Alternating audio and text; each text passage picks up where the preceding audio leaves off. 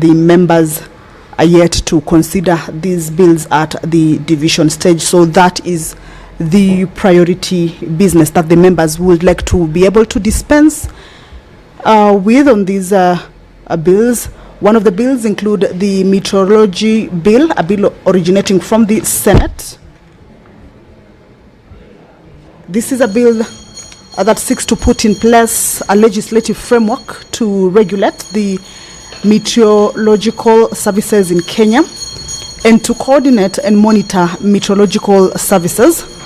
The bill also proposes the establishment of the Kenya Meteorological Service Authority, which shall be responsible for the provision, regulation, coordination, and management of meteorological services. This is a bill that members of the Senate, it's a bill that originates from the Senate, and members of the Senate already considered this particular bill and forwarded the bill to the National Assembly for consideration. At the division stage, at the committee of the whole, the members will be looking at the National Assembly amendments to this particular bill this afternoon. The election offences bill, also amendment bill number 2, also originating from the Senate. Bill number 28 of 2024 is also coming up for consideration at the division stage. Also, members will be looking at the amendments that the National Assembly made to this particular bill. We shall just come back to take a look at the amendments that the Senate forwarded to the National Assembly forwarded to the Senate regarding this particular bill in a few minutes. But this afternoon,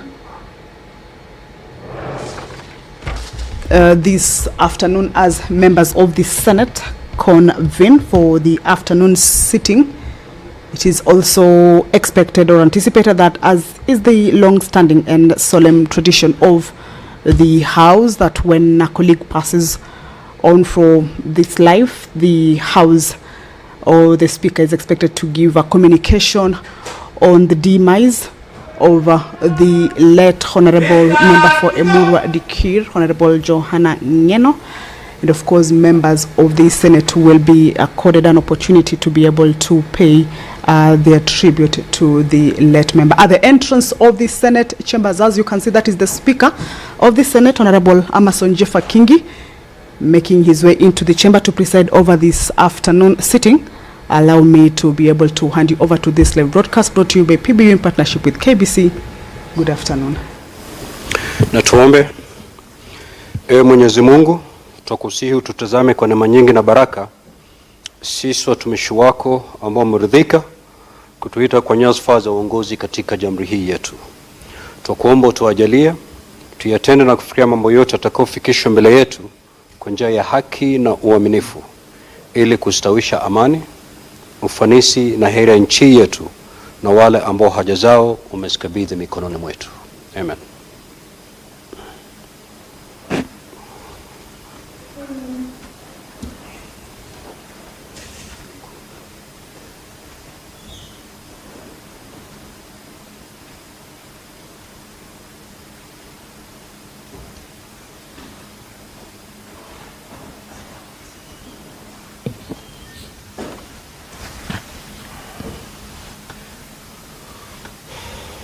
Clerk, do we have quorum?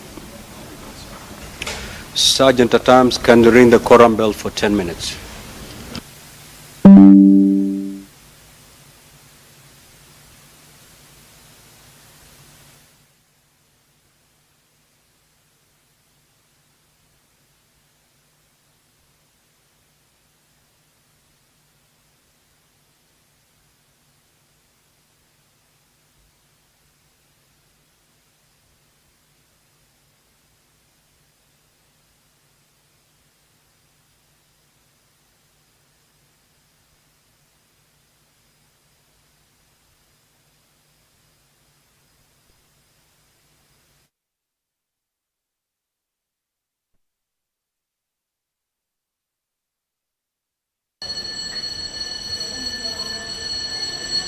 Well, the prayer has been said and the chair taken. However, the House has not corrected yet for the sitting of the Senate to be able to commence. The quorum bell is currently underway.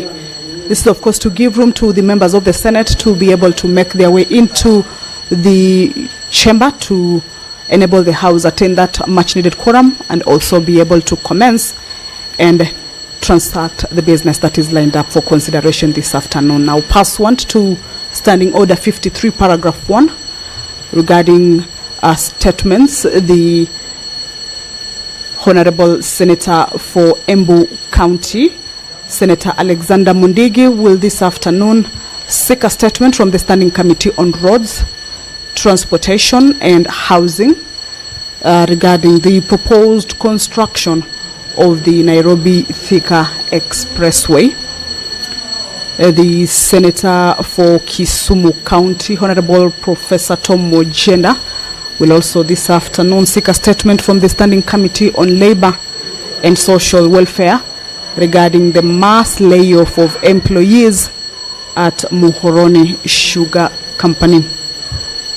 Pursuant to the provisions of the Standing Order 53, Paragraph 1, the Senator for Tharaka Nithi, Honorable Mwenda Gataya Mofaya, will also seek a statement from the Standing Committee on National Security, Defense and Foreign Relations.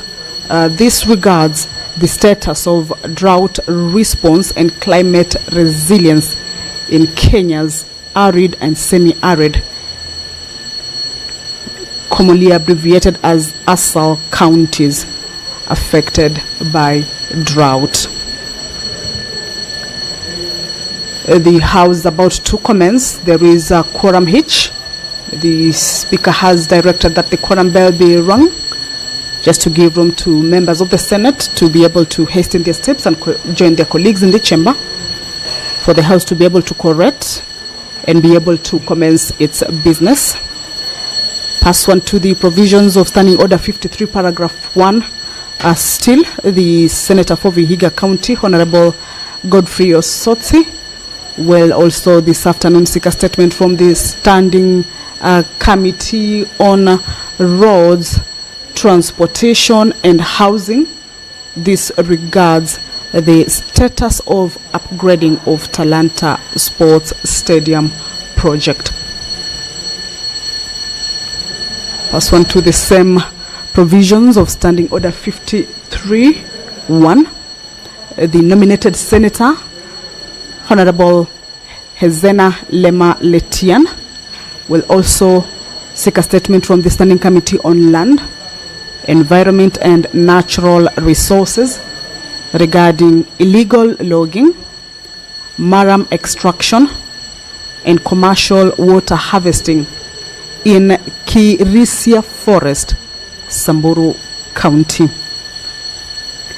The Senator for Bungoma County, Honorable David Wakoli, will also seek a statement from the Standing Committee on Education regarding the status of public vocational training centers in Bungoma County.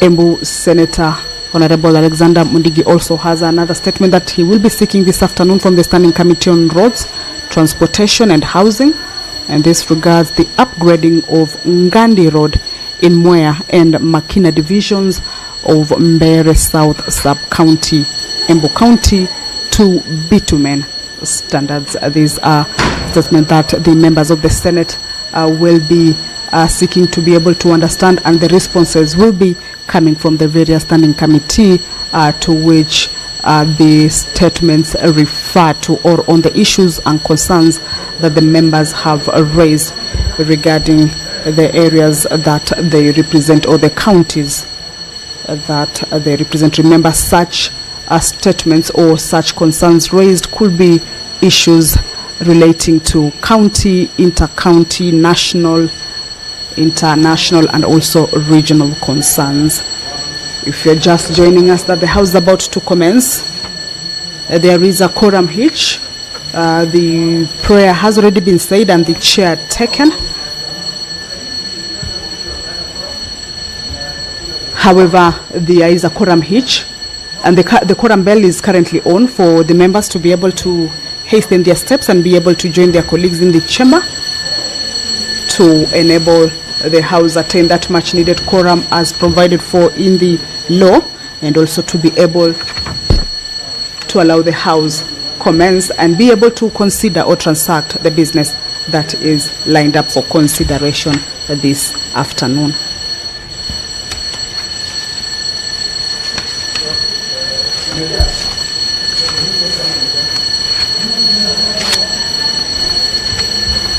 This afternoon also, the members will resume debate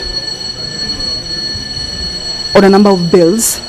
The Culture Bill, a bill originating from the National Assembly, Bill number 12 of 2024,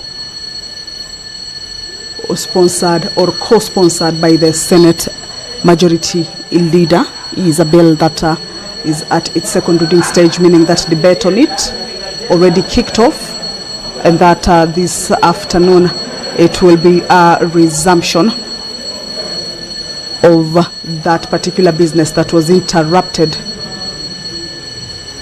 Well, let's listen in.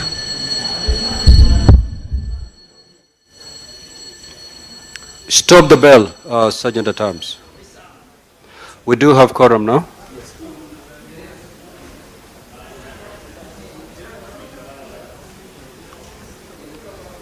Clerk, you may proceed to call the first order.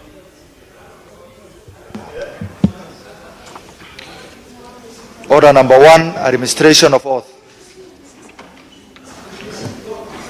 Order number 2, communication from the chair. Take your seats, Honorable Senators. I need to pass a communication to you. Senator for Kilifi.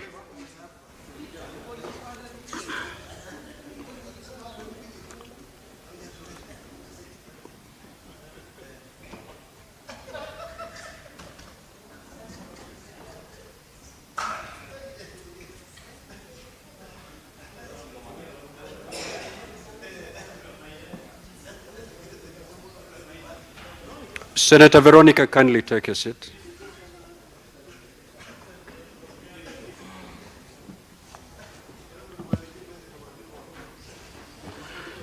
Now, Honorable Senators, I have a communication to make on the passing of the late Honorable Johana Ngeno, CBS MP, member of the National Assembly for Mkurwa Dikri constituency. The late Honorable Ngeno lost his life on the evening of Saturday, 28th of February 2026, in a helicopter crash in Chepkei area of Mosop constituency in Nandi County. The accident claimed his life and that of 5 other persons who also tragically perished. Now, Honorable Senators, the late Honorable Johana Ngeno was born on the 12th of December 1972 in Narok County. He began his early education at Mangondo Primary School before proceeding to Maseno National School for his secondary education. He later pursued higher education in Kyiv TSN University in Ukraine, graduating with a bachelor's degree in international law. Upon his return to Kenya, the late Honorable Ngeno advanced his academic and professional credentials by obtaining a Master of Arts degree in International Studies and a Bachelor of Laws degree, as well as postgraduate diploma in law from the Kenya School of Law. His distinguished academic journey culminated in his admission to the bar as an advocate of the High Court of Kenya in 2025. Before joining elective politics, the late Honorable Ngeno served as a director at the Agricultural Development Corporation, ADC, from 2008 to 2012, where he gained valuable experience in public sector management and administration. In 2013, he joined elective politics and was elected as a member for National Assembly for Mkurwa Dikri constituency. He was subsequently re-elected in successive general elections, thus serving his 3rd consecutive term in Parliament at the time of his demise. Now, Honorable Senators, during his first tenure in Parliament, the late Honorable Ngeno served in various committees in the National Assembly, including the Departmental Committee on Justice and Legal Affairs and the Public Investment Committee. In the 12th Parliament, he further served in the Committee of Powers and Privileges, the National Government Constituencies Development Fund Committee, and again in the Departmental Committee of Justice and Legal Affairs.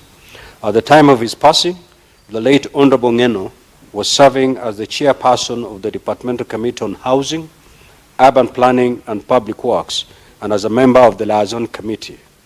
He discharged responsibilities with diligence, distinction, and unwavering commitment. One of his major hallmarks in the 13th Parliament was the publication of the Quantity Surveyors Bill 2026, which seeks to provide a legal framework for the training and registration of quantity surveyors and other specified professionals, and to regulate the practice of quantity surveying in Kenya. Now, Honorable Senators, beyond his work within Parliament, the late Honorable Ngeno was committed to improving the lives of the people of Emurua Dikri, particularly in the areas of education, community welfare, and peaceful coexistence. He championed access to education by facilitating the provision of school buses to several institutions and ensuring the timely disbursement of NGCDA bursaries to needy students. The late Honorable Ngeno was also actively involved in promoting peace and social cohesion, often mediating inter-community conflicts and supporting vulnerable families facing hardship in his constituency. He truly appreciated African culture and passionately promoted cultural activities, local talent, and welfare of local artists. He was the founder and patron of the Kalenjin Music Festival, an annual event that has grown into a significant platform for cultural expression. Indeed, it is particularly poignant that the tragic helicopter crash that claimed his life occurred as he was returning from Endebase, where he had graced the 35th anniversary celebration of the music of local artist Kim Kim. In recognition of his astute leadership, contribution to national building, and his role in marshalling legislative business, the late Honorable Ngeno was conferred the honor of Chief of Order of the Burning Spear, CBS, by His Excellency the President in December 2023. Now, Honorable Senators, the passing of Honorable Johana Ngeno is a profound loss to the parliamentary fraternity and to the nation at large. We have lost an astute, courageous, and principled legislator who served his constituents and the Republic with dedication and integrity.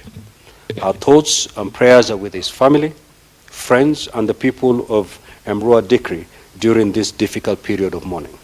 In consultation with the leadership of Parliament, an ad hoc parliamentary funeral planning committee comprising 15 members has been established to coordinate arrangements for a befitting send-off for the late Ngeno and other victims of the tragic crash. The committee includes the following senators. 1, Senator Wafula Waholi, CBS MP, Senator Hilary Sigei, CBS MP, and Senator Eddie Okech, MP. A condolence book has also been opened at the Senate reception, main Parliament buildings, to afford honorable senators, members of the National Assembly, and parliamentary staff an opportunity to convey their messages of condolences to the family and to our departed colleague. On behalf of the Senate and my own behalf, I extend heartfelt condolences to the family of the late Honorable Johana Ngeno, CBS MP, to the residents of Emurua Dikri constituency, and to the families of all those who lost their lives in the tragic accident. Finally, Honorable Senators, in honor of our departed colleague, the late Honorable Johana Ngeno, and to those who perished alongside him, I request that we all stand and observe a moment of silence.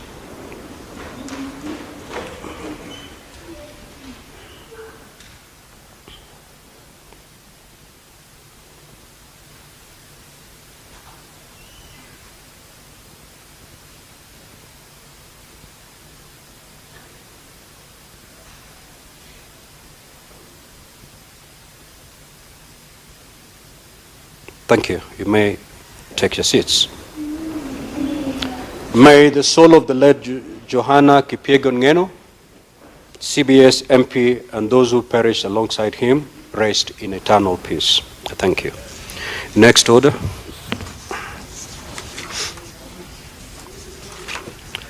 I will allow honorable members to pass their condolences.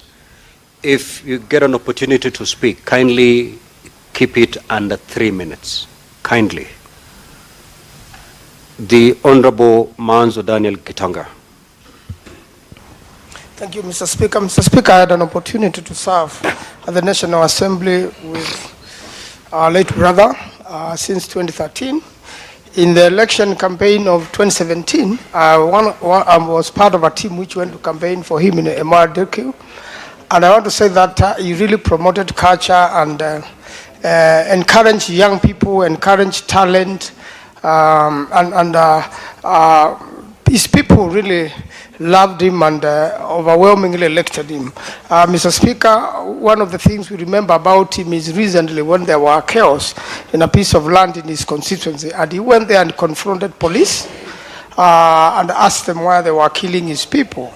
And that's one of the matters he really fought for, the land belonging to his people. And Mr. Speaker, we really want to pray that God rest his soul in eternal peace. I thank you, Mr. Speaker. Senator Sharanke, Senator Fernandi.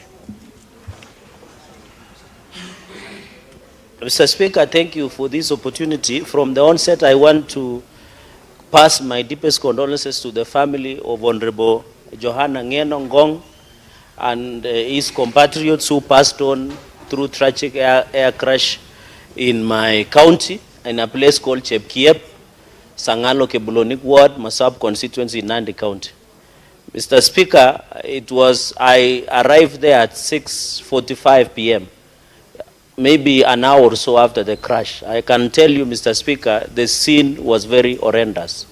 The parts of the helicopter had been thrown around, the engine had been burned, the bodies were badly injured, Mr. Speaker, the 6 of them.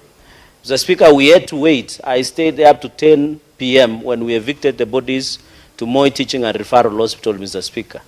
I have not slept for the last 2 days, Mr. Speaker, recalling the horrendous sight of what happened in Chepkiep in Nandi North Forest, Mr. Speaker.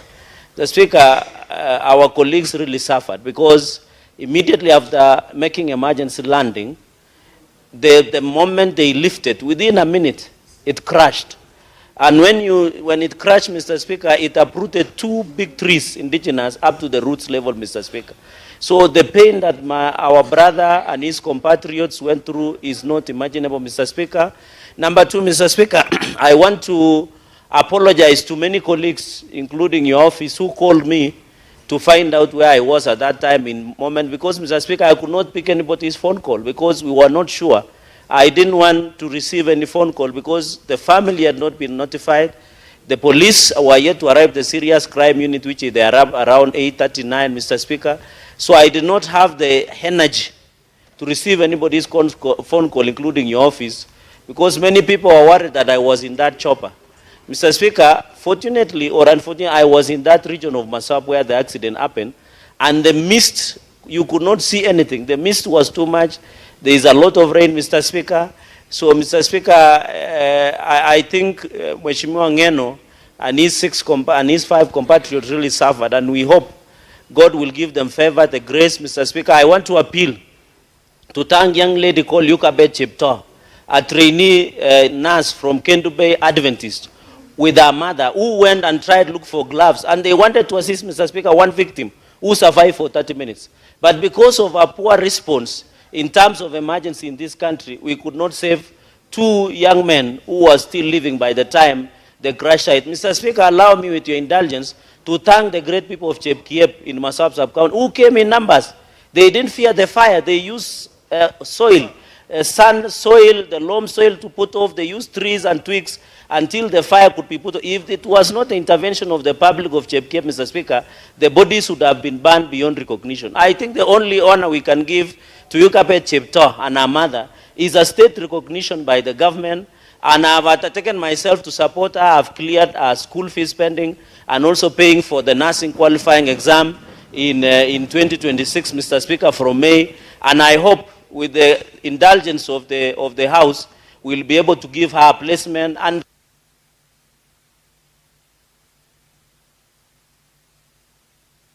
One minute and you wind. Thank you, Mr. Speaker. So that, Mr. Speaker, so that we recognize those heroes. They are uncalled, unsung heroes, Mr. Speaker.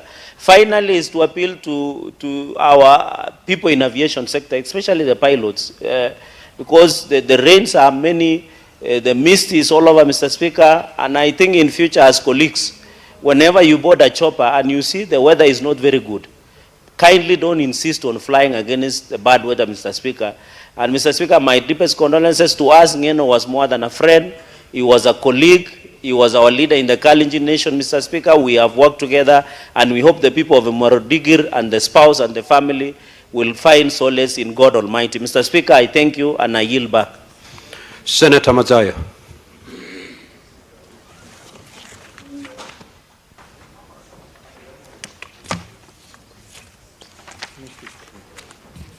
Asante mstahiki Spika. Mstahiki Spika, kwanza nataka kutoa rambirambi zangu na jamii yote ya Kilifi kwa familia, marafiki na ndugu wa ndugu yetu Ngeno. Kama tulivyosikia taarifa ni kwamba Ngeno alikuwa mwakilishi bunge wa Emurua Dikir. Bwana Mheshimiwa Spika, ni kwamba sisi tunaombea, cha kwanza Mwenyezi Mungu aweke roho ya marehemu mahali pema walipolala wema. Lakini cha muhimu ni kumkumbuka ya kwamba alikuwa yeye mwenyewe ni mtu anapenda amani sana, na mara nyingi amejihusisha na maeneo yale ambayo akiwa yako na shida anakwenda kule na anaongea nao, anafanya amani.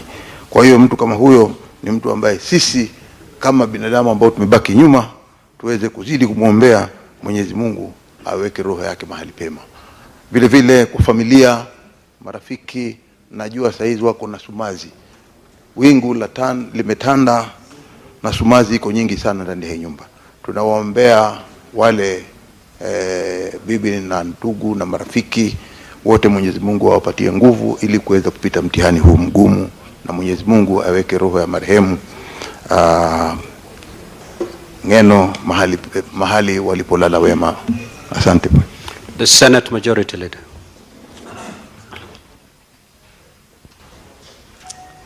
Thank you, Mr. Speaker. Mr. Speaker, I join you on behalf of my colleagues to pass sincere most condolences to the people of Emurua Dikir for losing their leader and a few gallant sons who are with him on the fateful day, as well as the other Kenyans actually who perished on this unfortunate incident. The people of, specifically to Mheshimiwa Ngeno, the people of Emurua Dikir, Mr. Speaker, have lost their Nelson Mandela. This is a man who toiled and fought long and hard until this constituency was eventually carved out of the greater Kilgoris. In fact, those who understand the history of this place fairly well know that Mheshimiwa Ngeno actually won the parliamentary seat back in 2007. But out of the magnanimity of him and those that supported him, and in the interest of cohesion in that particular region, he actually never saw the doors of parliament until 2013. Mr. Speaker, that is great sacrifice by a man who gave out his best to his constituents. It is unfortunate in the way that he has departed. This is a man I knew fairly well, Mr. Speaker. We have been together in this political journey. He has campaigned against me. I have campaigned against him. He has campaigned for me. I have campaigned for him.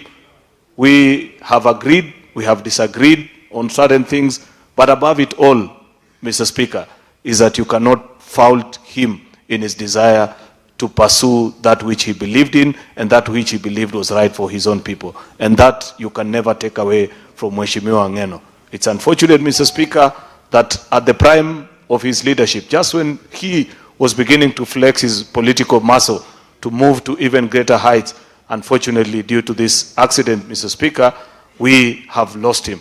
Mr. Speaker, I want to urge, Mr. Speaker, that given the frequency with which we have seen air accidents in this country, that perhaps it is time as Parliament that we seek to understand the authorities and the agencies that check the quality of the crafts that people use in this country, and, Mr. Speaker, the kind of maintenance regime that is maintained. Because I believe in the last maybe few years, there have been such accidents where many Kenyans have lost their lives.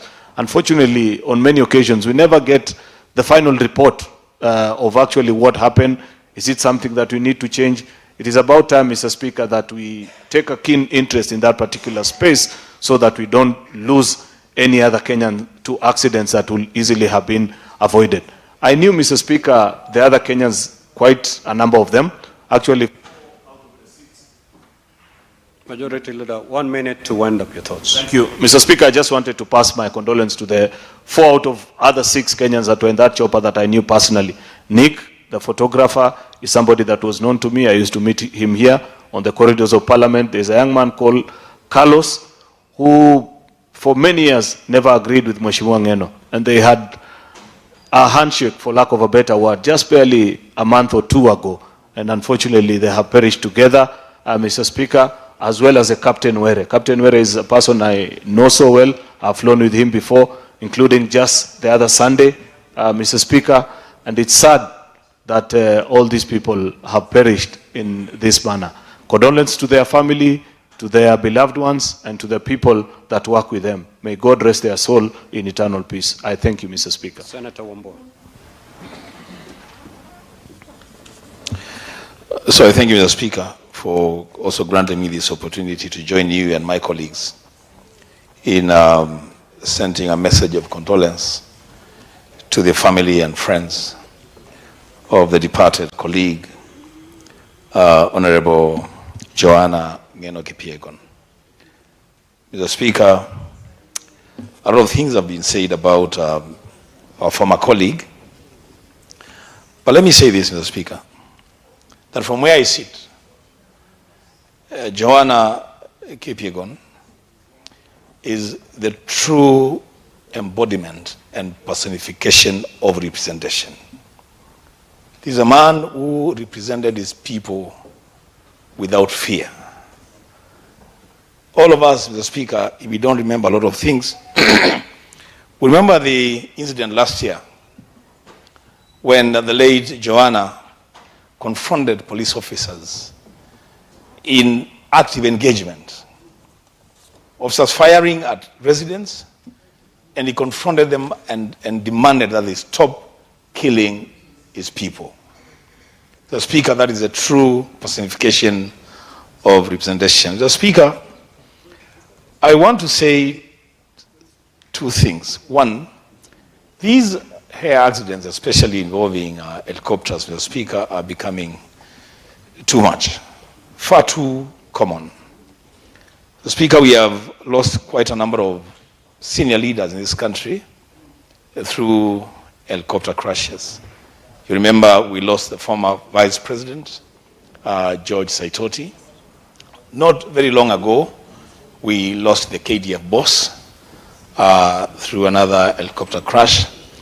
And Mr. Speaker, as the Senator Fokericho has put it, we never quite get to find exactly what happened. You never get to get the final report as to exactly what caused these accidents. Mr. Speaker, can we just insist as an House that we get to know what the problem is, what is happening and what is not happening? Is this something to do with the maintenance of the aircrafts? Is it something to do with the training and refresher courses for the pilots? Or is it just leaders insisting on things being done their way? So, Mr. Speaker, we don't also have a situation where every now and then we have to confront these things about losing people and leaders through helicopter crashes. Mr. Speaker, I want to say on behalf of myself, my family, and on behalf of the people of Kitui County, we condole with the family of Mheshimiwa Johana. I thank you. Senator Kathuri Murundi. Thank you, Honorable Speaker. I also want to take this opportunity to pass my condolence message to the family of the late Honorable Johana Ngeno, and also the 5 other friends that were in the ill-fated aircraft. Mr. Speaker, I served with the Honorable Johana for 10 years in the National Assembly from 2013 to 2022. And Mr. Speaker, I want to recognize this gentleman because he really stood his ground. I remember when we were in the National Assembly, the Honorable Ndwale was the majority leader. You know, sometimes they could disagree on many issues since he really supported and believed in what he really meant. So, Mr. Speaker, Murwadikiri residents have lost Angaranti Sonja, who really protected his community, protected his constituents, worked for them tirelessly, regardless of the people who passed by his side, Mr. Speaker. So, Mr. Speaker, I want to, as my colleagues have said, the Republic of Kenya is actually one of the countries that does really fly or use aircraft. I've been to other countries, but the frequency of the flights or the aircraft that fly leaders in this country is on another level. So, Mr. Speaker, as my colleague also have seen, it is high time that we get a policy. Especially when the weather is not friendly, there must be a policy that no aircraft should leave any place where they want to lift, Mr. Speaker, so that we can be able to avoid these accidents all the time. Mr. Speaker, you know, losing a member of parliament who has served his constituents for 15 years. And of course, it can go ahead and ahead. We have lost a soldier who has really been mentored by many people, Mr. Speaker, and therefore, Honorable Speaker, as I eulogize this gentleman, I want to say that also the Kenya Civil Aviation Authority should come up with a policy on the way we handle our aviation industry, Mr. Speaker, because the way it is now, I don't think we are on the right track, Mr. Speaker. I thank you, Honorable Speaker. Senator Oledama. Thank you, Mr. Speaker. Mr. Speaker, I stand here to mourn a colleague, a leader who I believe that some of us were cut from the same cloth, a man whose courage and dedication, his agility and dedication to the service of the people of Narok County, not only the Emuru Dikir, is highly commendable. Mr. Speaker, I remember the Honorable Ngeno, just about 2 weeks ago, when I went to help bury the mother of one of our colleagues, Senator Mandago. And on that particular day, I flew here. I'm sure the Speaker was on that burial as well. And I asked him to travel with me. And we traveled back together in a helicopter. And we spoke about Narok County. When you listen to Johana Ngeno then, all he was talking about, how do we unite these Kipsigis and the Maasai people of Narok to be one, to be able to speak one, to fight for development. Mr. Speaker, I am sad because we had many plans on how we can sit together and bring this community, visit together. In fact, on that same day, Mr. Speaker, we were talking about his latest passion with artists, Kenyan artists. And he was telling me that it's about time now we also elevate the Maasai artist. And we discussed one young girl whom he was really promoting to be able to give them publicity so that they can be able to make a living out of what they are doing. It saddens me. And I truly hope that the people of Kenya, and I know there's one quote that is very common with Ngeno. And he always says that if it doesn't happen the way you want it, it will happen in a better way than you imagined. That is the beauty of God's plan. This is all God's plan. We're here today, tomorrow we are gone. We will miss him. but for the people of Emuru Dikir. I want to assure you that you are not orphans. We will stand together. We will go through this hard time. To the family of the pilot Were, and also the young men from Narok, who also perished in that tragic helicopter crash. We pray for you, we pray for your families, and we'll always stand together to ensure that at least your families are not left wallowing in poverty. To the young widow, a young Maasai girl, Yona Ntutu, we will support you. Mr. Speaker, just 20 seconds. 1 minute to wind your condolences. Thank you, Mr. Speaker. To the young girl, this is a very young girl with 2 beautiful kids. In fact, when we were there yesterday with the president, the kids were just happy. They didn't really understand what was going on. Everyone was there. You know, life is so fickle. Today you are here, tomorrow you're gone. I hope that we as leaders can remember that. Because sometimes we just, with our chest, we line our pockets, we collect billions and billions of shillings, and we forget the people who have put us where they are. Ngeno fought for the people of Emuru Dikir. You know, I was just watching a lot of YouTube episodes, and there's one he was saying, Shika Ledama, Shika Ledama. And what we were doing is that both of us were fighting for the rights of our people. We were fighting to save Mao Forest. But ultimately, we came together and we fought, we united, and a lot of development is going to Narok County because of understanding that these tribes, you know, don't mean a thing. They just unite us. So, Mr. Speaker, I mourn the late Honorable Ngeno, and I want to welcome all of you to Narok this Friday so that we can give him a befitting send-off. May God rest his soul in eternity. Senator Veronica.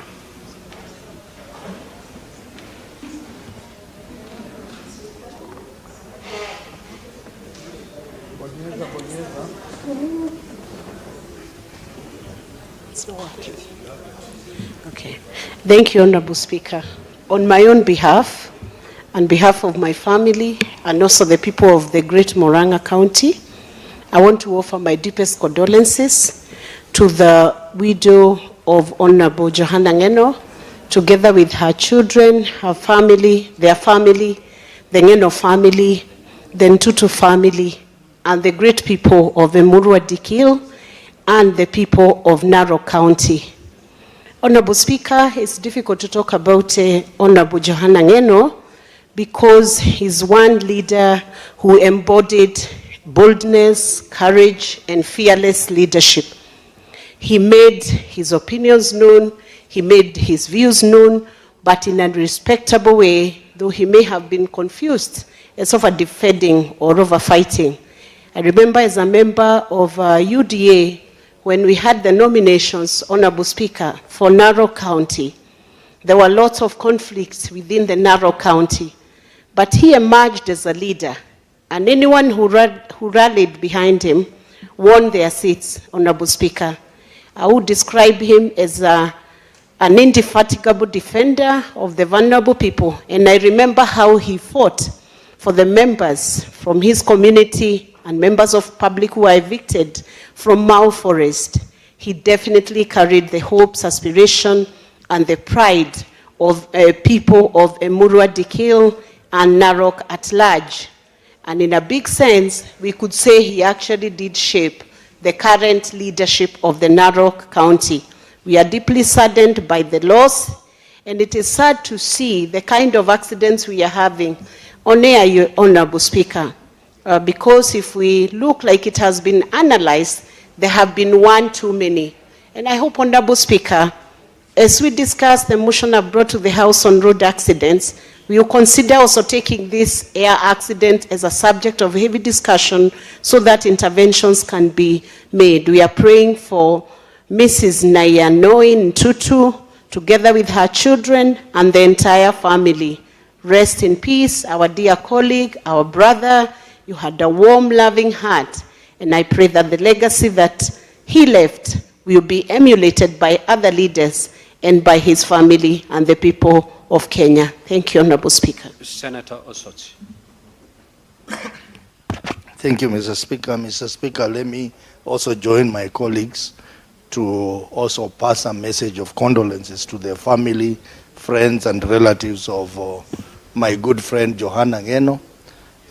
I served in the National Assembly with Johana Ngeno, and he was a very lovely person, and we used to joke, we used to tease him, being one of the senior bachelors in the House. But Mr. Speaker, later on, he married in a very colorful wedding, which most of us attended, and since then, he has been my friend, and there is one important thing I learned from him, that Ngeno spoke his mind, regardless of which political divide he was in. Whether he's in government side or opposition side, he was fearless. He could speak his mind, and he could protect his people on any issue, even if his bosses have an alternative idea. So we have lost a great leader from the Rift Valley, and I hope God rests his soul in eternal peace. Senator Sek.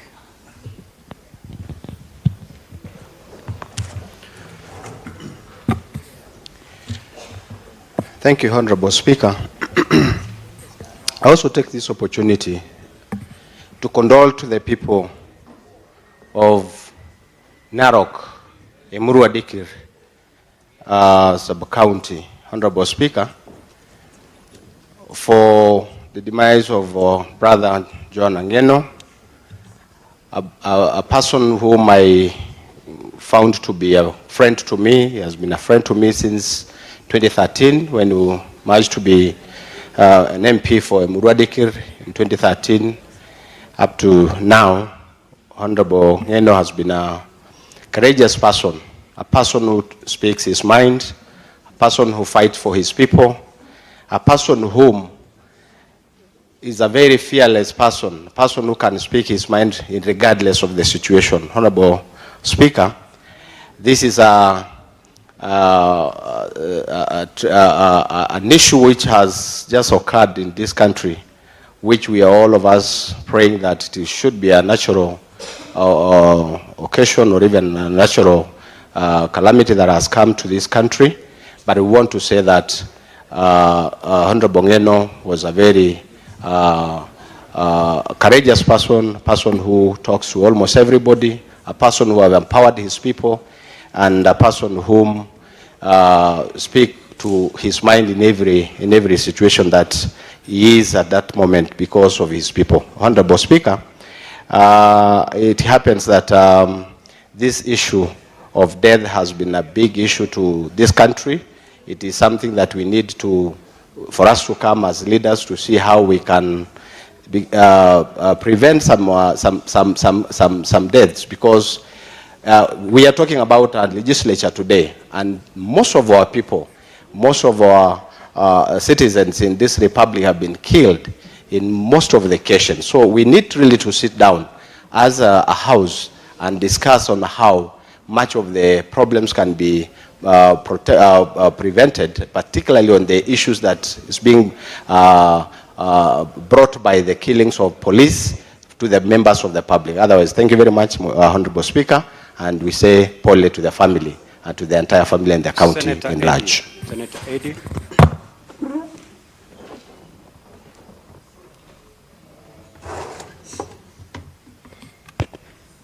I thank you, Mr. Speaker, for giving me this opportunity as well. I join my colleagues to mourn our colleague, Mheshimiwa Ngeno. Mr. Speaker, you know, when a great leader falls, sometimes we can reflect on accomplishments, but sometimes, for me, it is important that the aspiring, especially that the leader had, the hopes that he had, and the legacy that he leaves behind is more powerful than anything else, Mr. Speaker. I think if there is anything that Johana Ngeno has reminded us today is that sometimes we can be obsessed by the idea of power and positions, and sometimes we can be obsessed by the idea of personal merit. But actually it is also important that we leave a mark in other people's hearts by the service that we leave behind. And therefore may his towering speech live in eternal life in us, because, Mr. Speaker, this is a man who, as my colleagues have said, fought for his people and died in the course of duty for his people.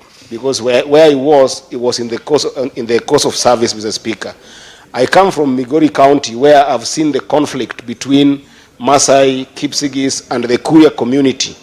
Time without number, leave families without homes, leave families without hope, and sometimes leave families without even limbs. People fight and die, and lives are lost there. And I saw how Mheshimiwa Ngeno fought for his people, the same way we are trying to fight for our people in Kuria, Mr. Speaker. And I want just to say sorry to his family, sorry to the people of Murwadi Kir. We stand with him at this tempting time, and we share in the pain and loss. And in the same manner, Mr. Speaker, I must say that we also share in the pain and loss of the family of one Captain George Were. Mr. Speaker, Captain George Were is somebody who I think embodied at the highest level of professionalism, Mr. Speaker. I got the chance to actually fly with him a number of times when we were doing the Azimio campaigns.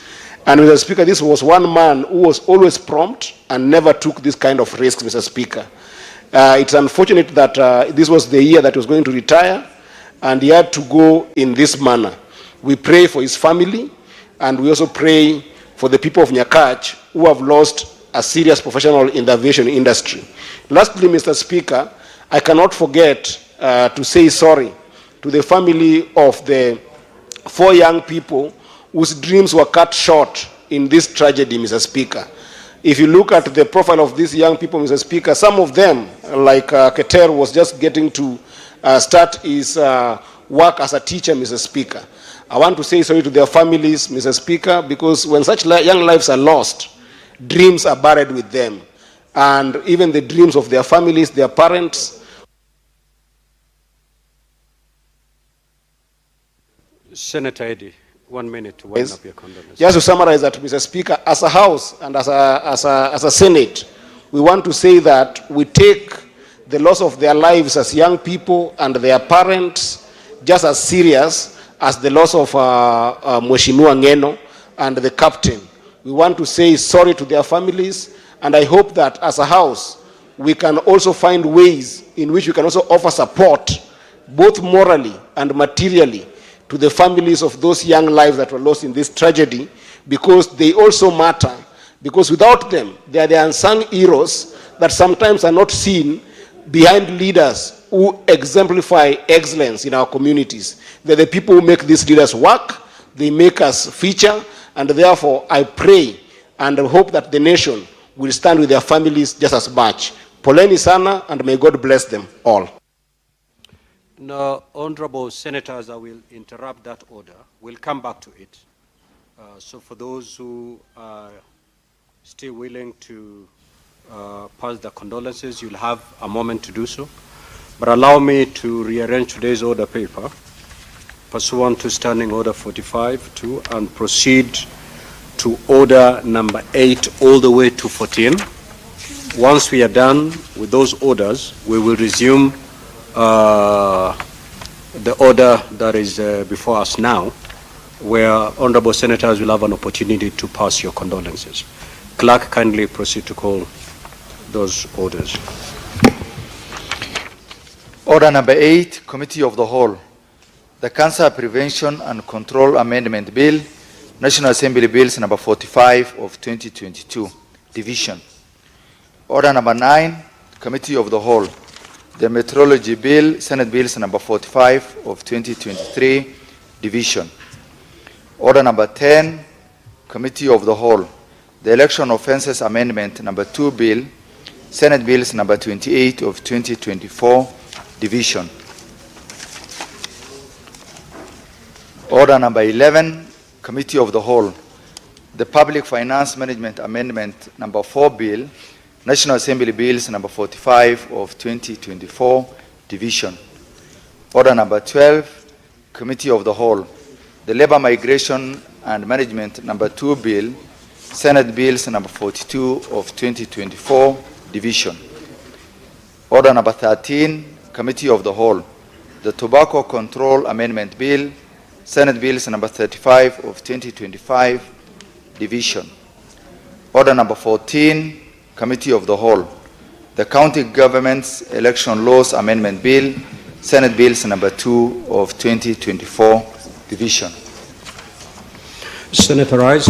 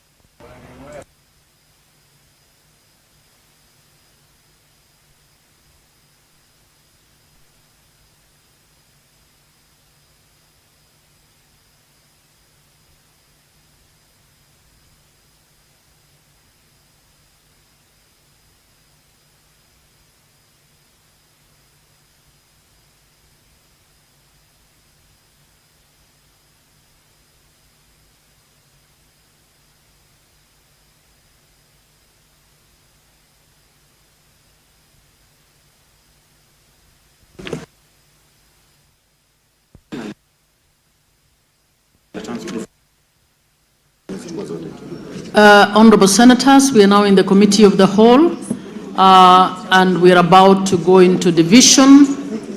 Sergeant at Arms, please ring the bell for 5 minutes.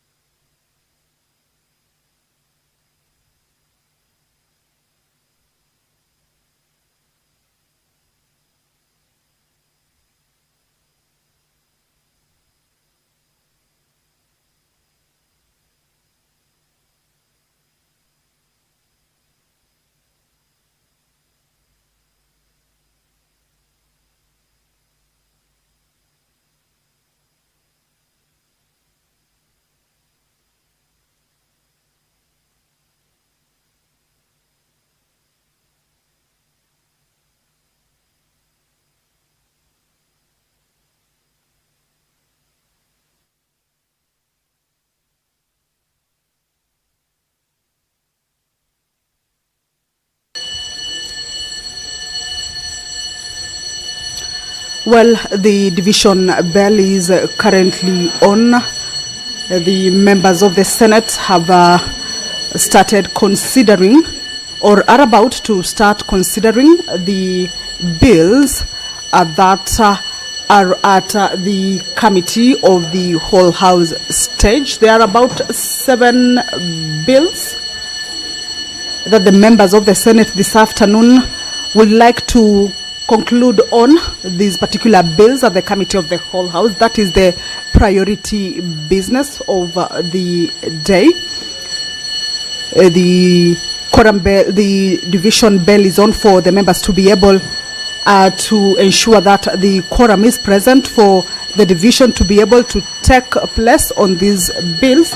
Remember, the committee of the whole, that's where if there were any amendments that members of the Senate had proposed or had made to any of the bills that is up for consideration in this particular stage. That is the point, that the amendments were considered and either adopted or rejected. These bills will be considered this afternoon for the members to be able to dispense with on this matter. The bills have been they have been coming up for division, and this afternoon the members are looking to be able to conclude on them. One of the bills is the Labor Migration and Management number 2 bill, a bill originating from the Senate, Bill number 42 of 2024, sponsored by the Honorable Senator Tabitha Mutinda. This is actually a bill that seeks to provide for the regulation of private employment agencies and the recruitment of workers within and outside Kenya, and to safeguard the rights and welfare of job seekers and migrant workers. This is a bill that seeks to consolidate the laws relating to labor migration and proposes to repeal sections of the Labor Institutions Act and Employment Act.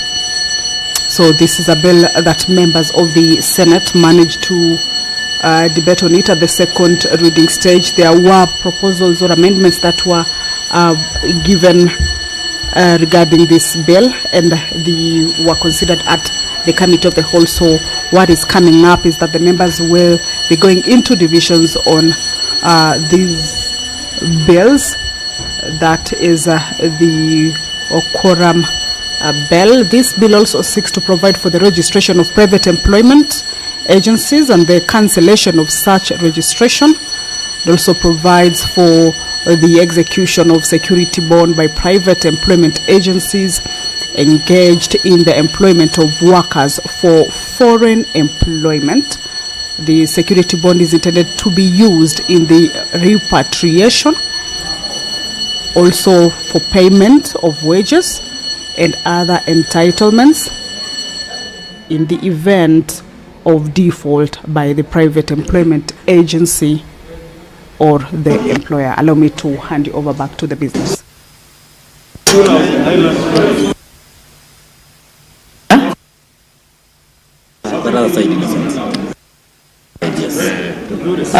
Honorable Senators, we've not attained the requisite quorum delegation.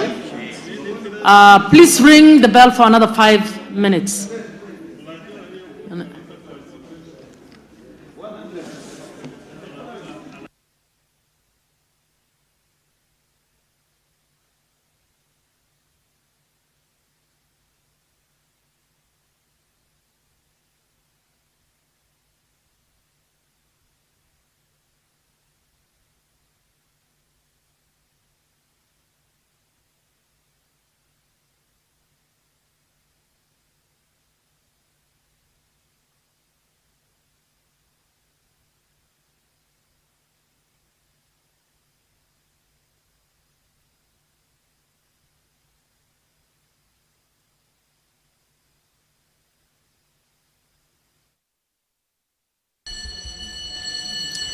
The quorum bell for the division is still on. The House has not corrected yet for it to be able to get into the division stage for the bills that are lined up for consideration at the division stage at the committee of the whole. Remember, each of the delegation shall be voting on each of these bills. The quorum needed is 24 for the division to be able to take place. However, it has been indicated that the quorum has not been attained yet, and therefore a further 5-minute quorum bell be on. This is, of course, to be able to alert members of the Senate that the process of division is yet to commence owing to the quorum hitch, and that their presence inside the chamber is highly needed for the House to correct and proceed with that particular matter. Remember, these are bills that have been considered already at the Committee of the Whole after being debated at the second reading stage. And that means that this is a point that the bill need to move on to the next stage if it will be voted for at the Committee of the Whole. The next stage will be the third reading.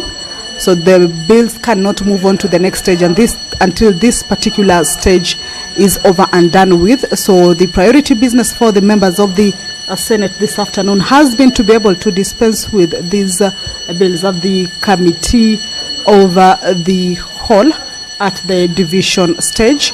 So the bill is just to ensure that that particular standing order is adhered to regarding the quorum that is needed for the division to be able to take place, at least 24 senators, and each of them shall be voting on the bills to be able to ensure that the House has the required votes for the bill either to move on to the next stage or not, or for any considerations regarding the bills to be able to move on to the next stage. So that is what is currently happening. We shall be waiting to understand or hear from the chair whether that quorum has been attained for it to be able to move on to that particular stage. This is as provided for in the House Standing Order 83 on county delegations, and it indicates that on election all senators who are registered as voters in a particular county shall collectively constitute a single delegation for purposes of paragraph 2 that regards the voting process, that says, except as otherwise provided in the Constitution in any matter in the Senate affecting counties, each county delegation shall have one vote to be cast on behalf of the county by the head of the county delegation, or in the absence of the head of the delegation by another member of the delegation designated by the head of the delegation. The person who votes on behalf of a delegation shall determine whether or not to vote in support of or against the matter after consulting the other members of the delegation. So this is the division stage, and this is the matter that relates to the business that is currently on the floor of the House. The quorum is what the members are just waiting, or the House is just waiting to attain for it to be able to consider the divisions for this particular bill. One of the bills that I had indicated earlier was the Labor, Migration and Management number 2 bill, a bill originating from the Senate. Bill number 42 of 2024, a bill that seeks to provide for the regulation of private employment agencies and the recruitment of workers within and outside Kenya to safeguard the rights and welfare of job seekers and migrant workers, an issue that has been a concern in the country regarding those seeking work or seeking job opportunities abroad that is away from home. So this is a bill that seeks to provide or basically to ensure that those concerns that have been, all right, the quorum may have been achieved now. We should be waiting to hear from the chair whether that quorum has been attained for the division process to be able to start inside the House. Remember, this has been, or this is one of the key or priority business that the members of the Senate this afternoon had planned to dispense with. On the bills, about 7 of them are lined up for consideration at the division stage at the committee of the whole. So once the quorum has been raised, or once that the chair confirms that the quorum has been raised for the process to be able to continue, then it shall continue to ensure that this particular business, the members manage to dispense with. The quorum bell has stopped, but of course we can see the leader of the majority party of the Senate counting the members inside the chamber. Let's listen to the speaker. Please, can everybody take their seat? Senator Cherarke, please take your seat.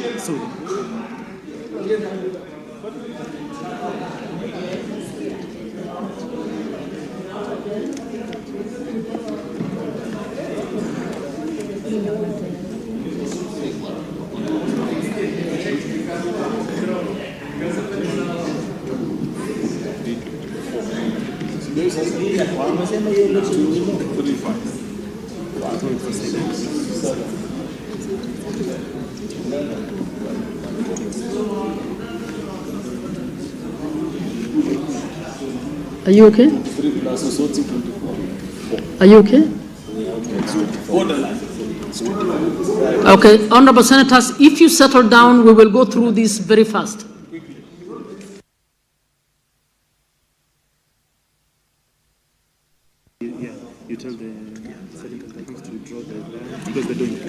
Sergeant at arms, please close the door and draw the bars.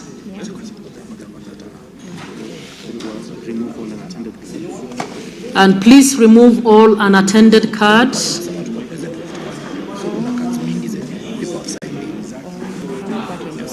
We need this number to reduce to what the people were in charge. 24. Yes. Not 24. What does that mean?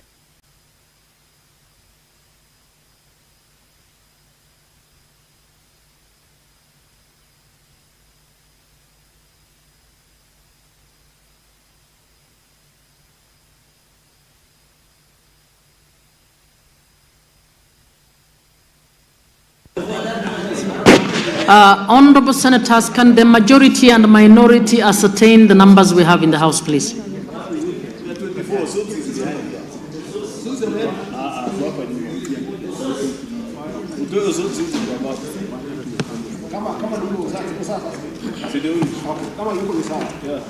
It's 24. So nobody should leave, guys. Please, don't dare leave.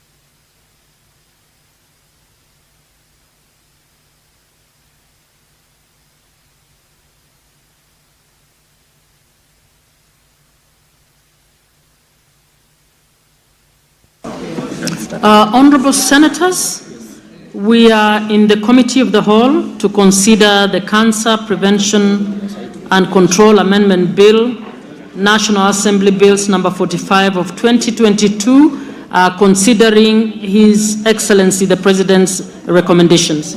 So now proceed. Now you'll put the question. Here is the question.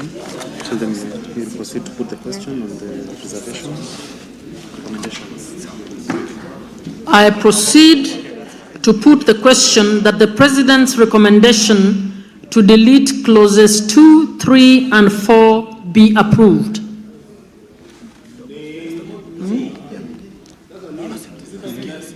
Just a minute. So what do I do? Just a moment.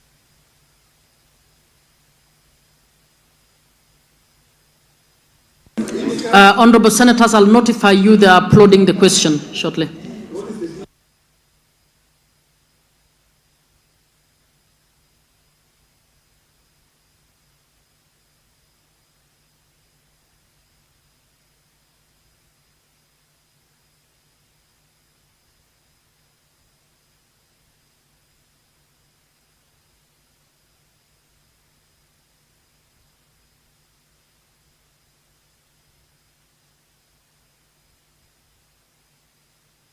Honorable senators, I wish to bring to your attention that this is a presidential recommendation.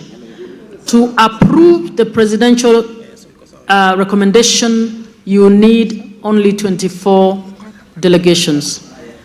To reject the President's recommendations, you need 2/3, which is 32 delegations.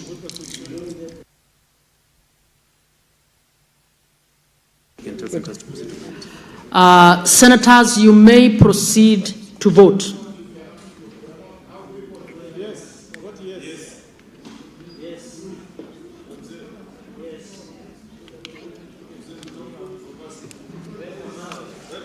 The next one. As we are preparing.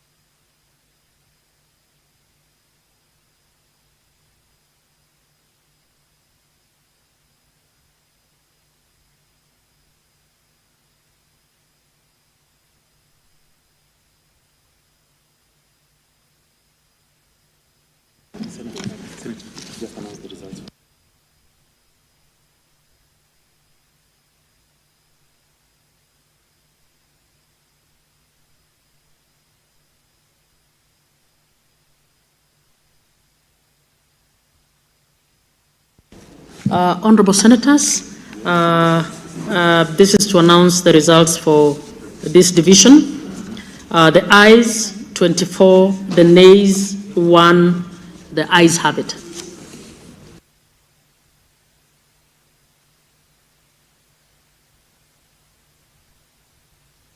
Honorable Senators, now we move on to the next bill, the Meteorology Bill, Senate Bills number 45 of 2023. I put the question that the National Assembly amendments to clauses 1, 7, 12, 19, 38, 53, and to introduce a new clause 43A be approved. Honorable Senators, you may now vote.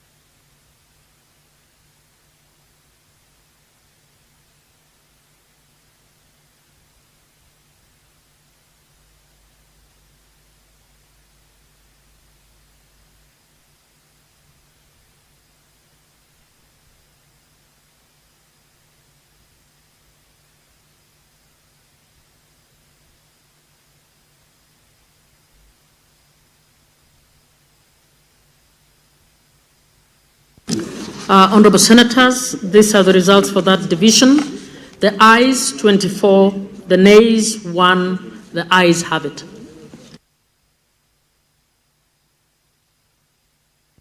Honorable Senators, we are now proceeding to the Election Offences Amendment number 2 Bill, Senate Bills number 28 of 2024.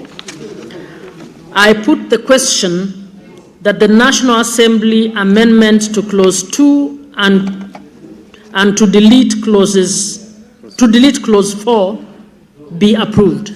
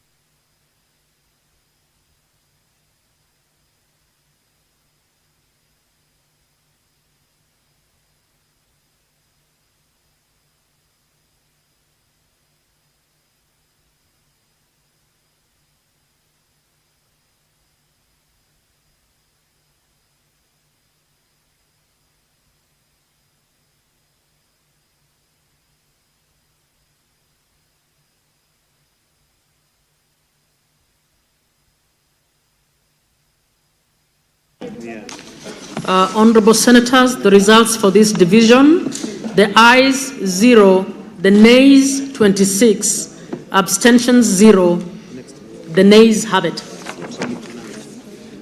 Next. Next is which one? Public finance.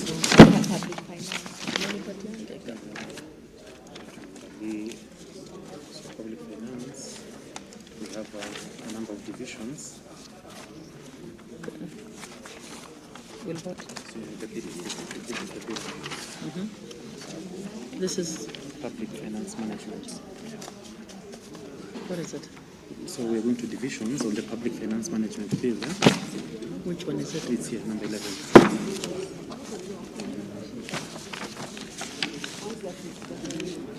Honorable Senators, we now move on to the Public Finance Management Amendment number 4, Bill, National Assembly Bills number 45 of 2024. Please, can I? On new clauses, division of new clauses. Division on new clauses. I put the question that new clauses 1A, 1B, 3A, 3B, 3C, 3D, 3E, 3F, 3G, 3H, 31, 3I, 3J, 3K, 3L, 3M, 3N, 3O, 3P, 3Q, and 3R be now read a second time. I put the question, no. One at a time. One at a time.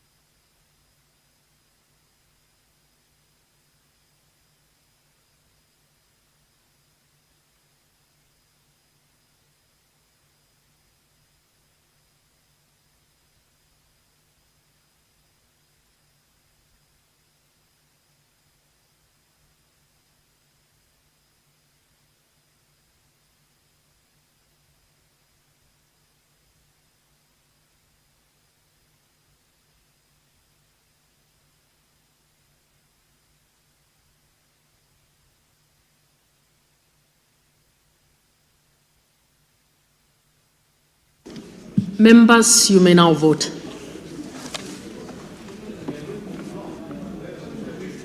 No. They're voting yes, tell them. One is on the public finance management bill. Honorable Senators, this is a vote on the Public Finance Management Bill. Amendments, the new clauses, proposed new clauses.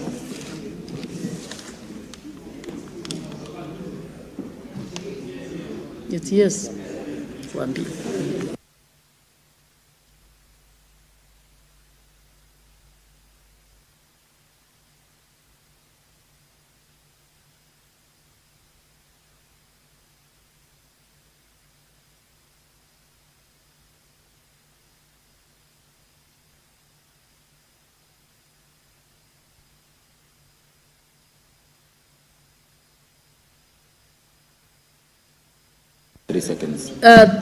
There are senators who have not voted. Please vote. It's okay. I'll call them to the table. Can we call them? Who are those?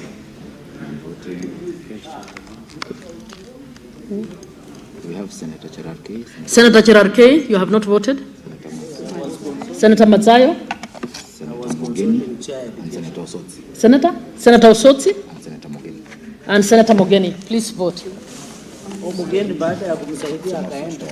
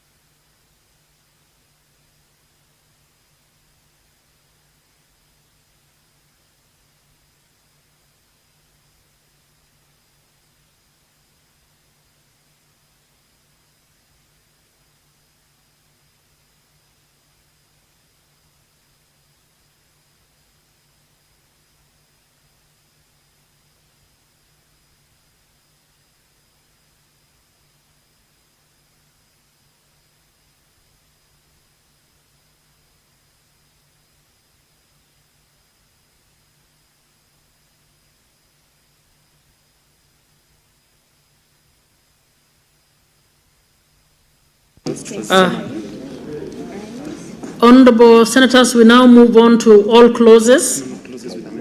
No, clauses with amendments. I put the question that clauses 2 and 4 be part of the bill. You may now vote.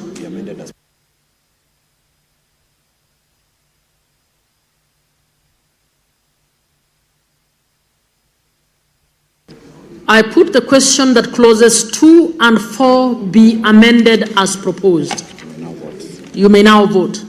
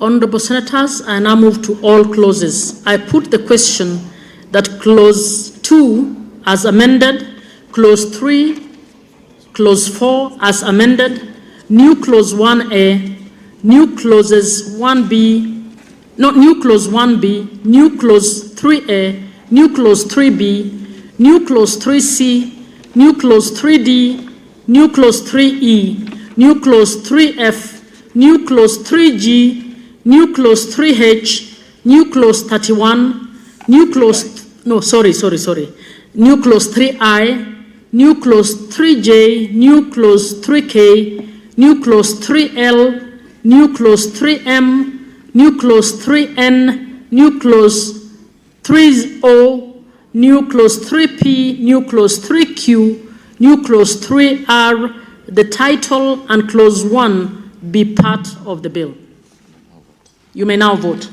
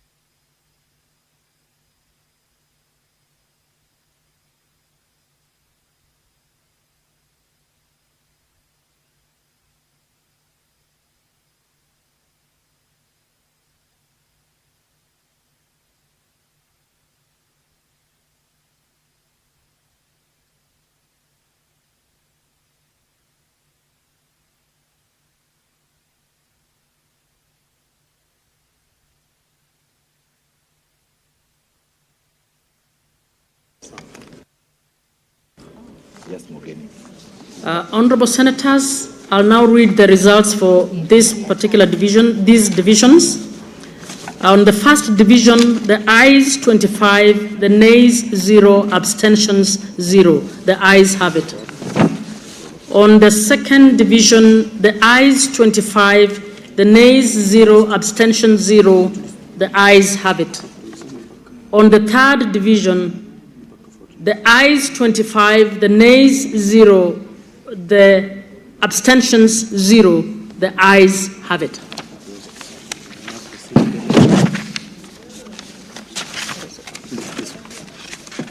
Honorable Senators, we are now proceeding to the Labor, Migration and Management number 2, Senate Bills number 42 of 2024. I put the question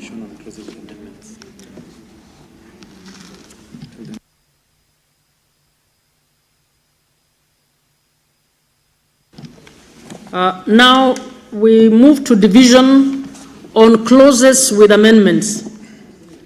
I put the question that clauses 18, 19, 20, 26, 43, and 49 be amended as proposed. You may now vote.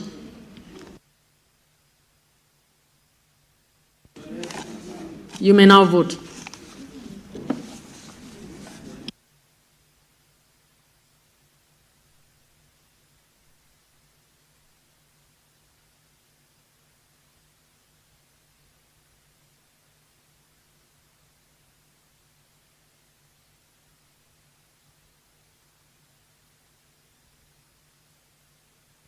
Honorable Senators, please vote.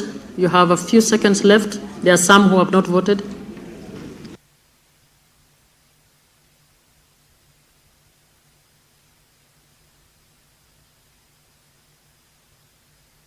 There is a senator who has not voted.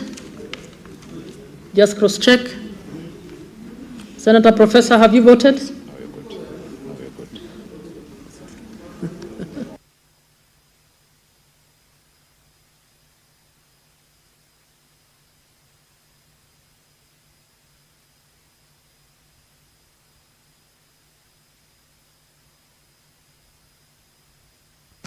We now move to all clauses. I put the question that clauses 3, 4, 5, 6, 7, 8, 9, 10, 11, 12, 13, 14, 15, 16, 17, 18 as amended, 19 as amended, 20 as amended, 21, 22, 23, 24, 25, 26 as amended, 27, 28, 29, 30, 31, 32, 33, 34, 35, 36, 37, 38, 39, 40, 41, 42, 43 as amended, 44, 45, 46, 47, 48, 49 as amended, 50, 51, the schedule,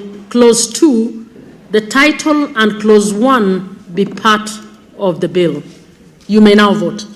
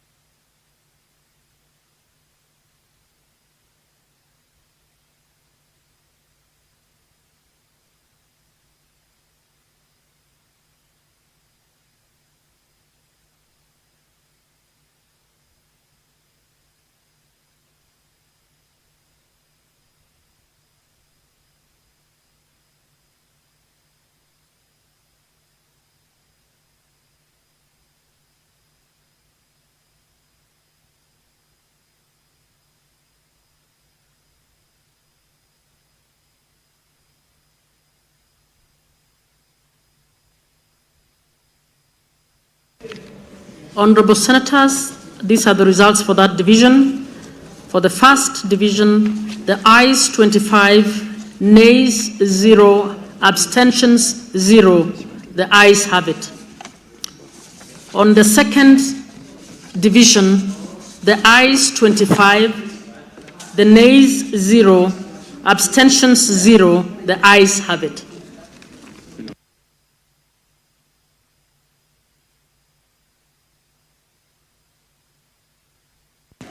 Honorable Senators, we now proceed to the Tobacco Control Amendment Bill, Senate Bills number 35 of 2024.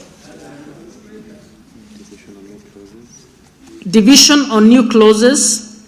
I put the question that new clauses 1A, 2A, 3A, 5A, 6A, 8A, 12A, 16A, 18 be now read a second time.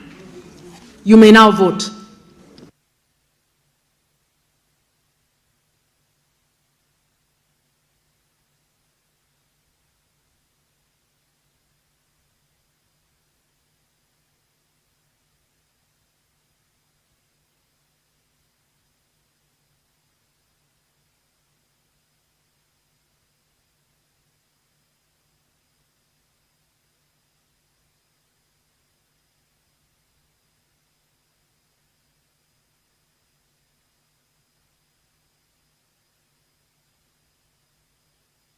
One person has not voted. Mundigi, umepiga? Prof, have you called? Have you voted? Yes. Hasn't? We now move to clauses with amendments. No? The vote is still undergoing. Okay, so not yet.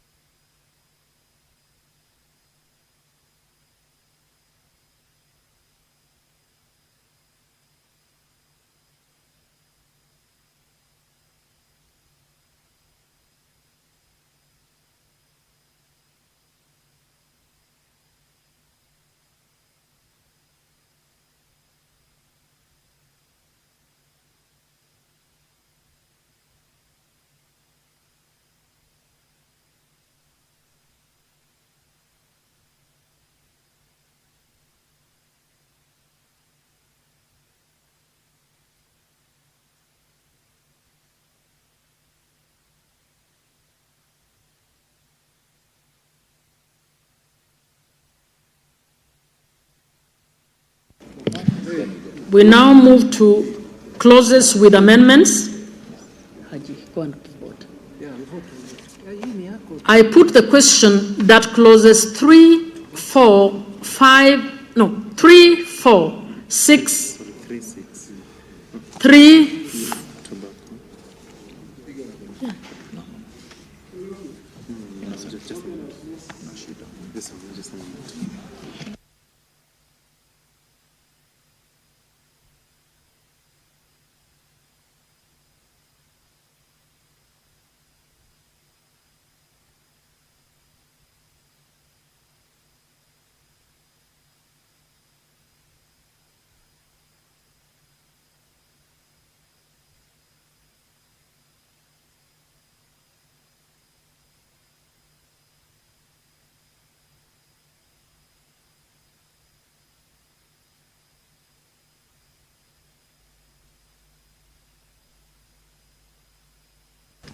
Honorable Senators, on clauses with amendments, I put the question that clauses 2, 3, 4, 6, 7, 8, 10, 11, 12, 14, 15, 17, and clause 2 be amended as proposed. You may now vote.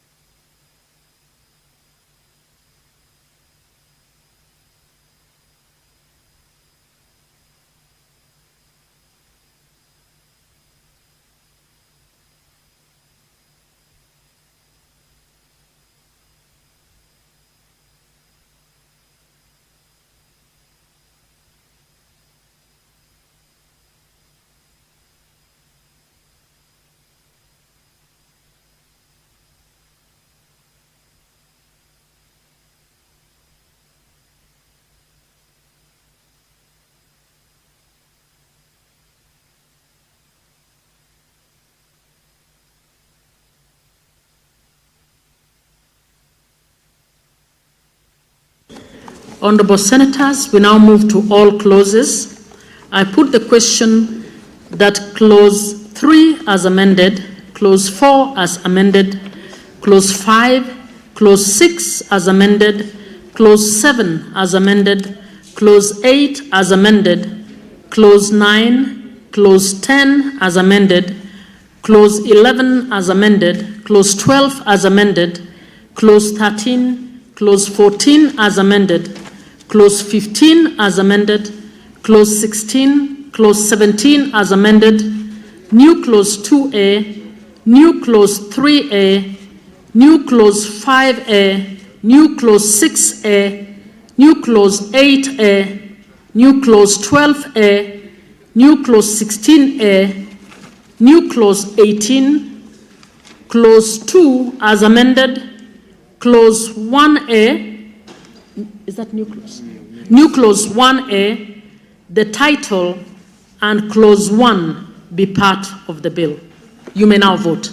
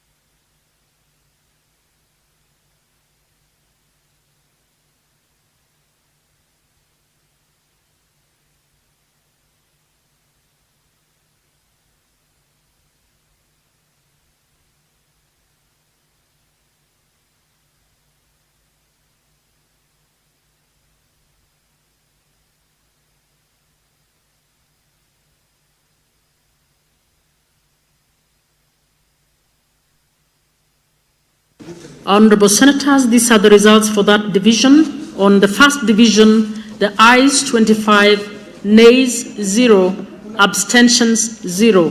The ayes have it. On the second division, the ayes 25, the nays 0, the abstentions 0. The ayes have it. On the third division, the ayes 25, the nays 0, the abstentions 0. The ayes have it.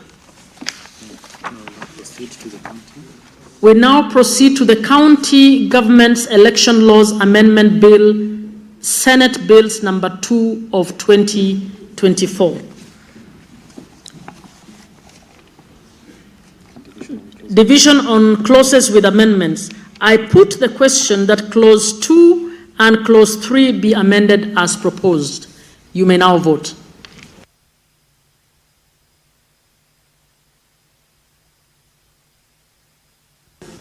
The County Government's Elections Laws Amendment Bill, Senate Bills number 2 of 2024.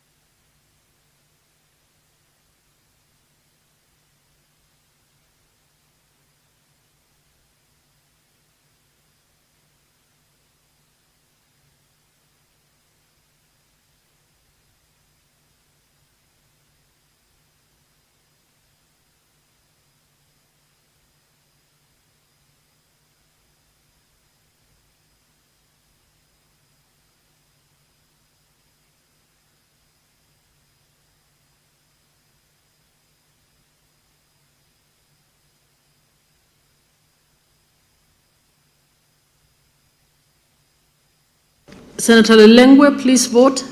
No, he's not. He has to come and. Senator Lelengwe, can you approach the chair, please?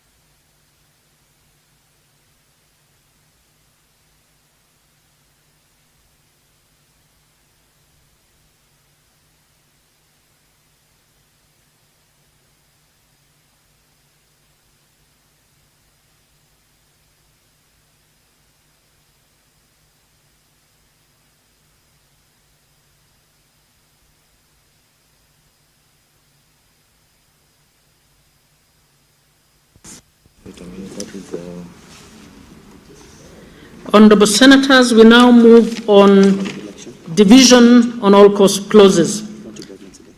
I put the question that clause 2 as amended, clause 3 as amended, the title and clause 1 be part of the bill. You may now vote.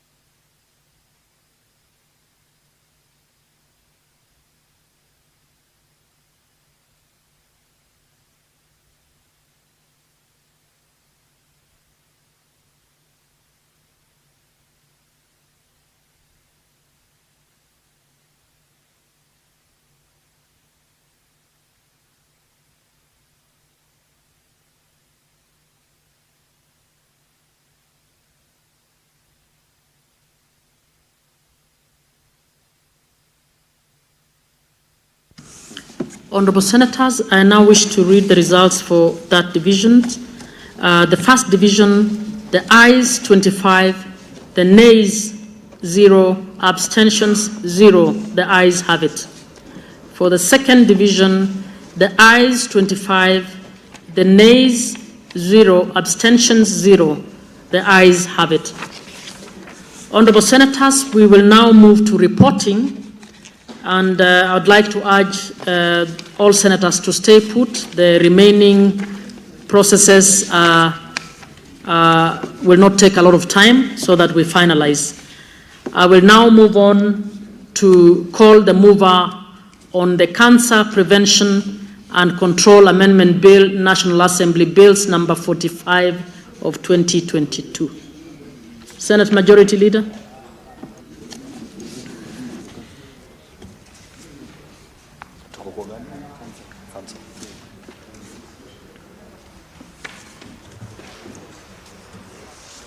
PFM.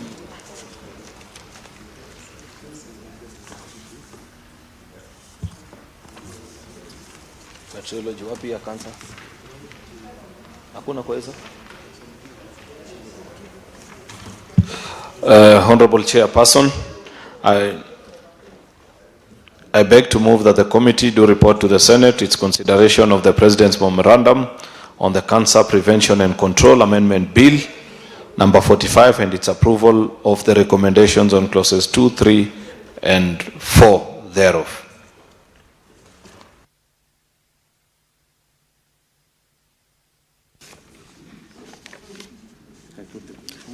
Honorable Senators, I put the question that the committee do report to the Senate its consideration of the President's Memorandum on the Cancer Prevention and Control Amendment Bill, National Assembly Bills number 45 of 2022, and its approval of the recommendations on clauses 2, 3, and 4 thereof. Will as many as are of that opinion say aye?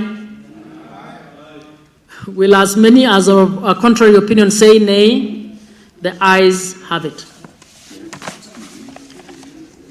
Next is reporting of progress on the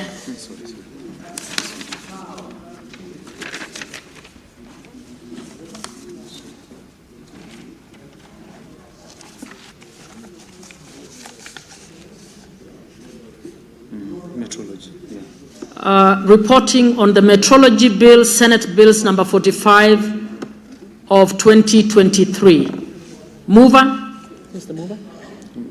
Honorable Chairperson, I do beg to move that the committee do report to the Senate its consideration of the National Assembly amendments to the Metrology Bill, Senate Bills number 45 of 2023, and its approval thereof with amendments. Honorable Senators, I put the question that the committee do report to the Senate its consideration of the National Assembly amendments to the Metrology Bill, Senate Bills number 45 of 2023, and its approval thereof. Will as many as are of that opinion say aye? Will as many as are of a contrary opinion say nay? The ayes have it.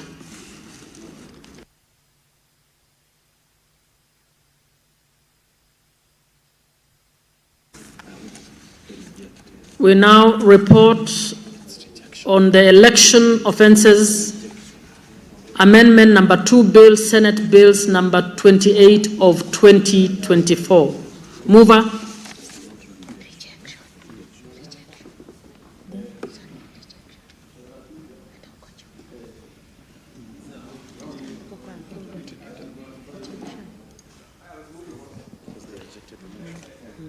Honorable, to move that, Honorable Chairperson, I beg to move that the committee do report to the Senate its consideration of the National Assembly amendments to the Election Offences Amendment Bill number 2, Bill Senate Bills number 28 of 2024, and its rejection thereof. Honorable Senators, I put the question that the committee do report to the Senate its consideration of the National Assembly amendments to the Election Offences Amendment number 2 Bill, Senate Bills number 28 of 2024, and its rejection. Will as many as are of that opinion say aye? Will as many as are of a contrary opinion say nay?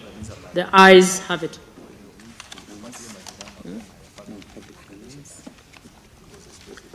We now move to reporting on the Public Finance Management Amendment number 4 Bill, National Assembly Bills number 45 of 2024.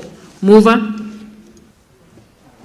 Honorable Chairperson, I beg to move that the committee do report to the Senate its consideration of the PFM Amendment number 4 Bill, National Assembly Bill number 45 of 2024, and its approval thereof with amendments.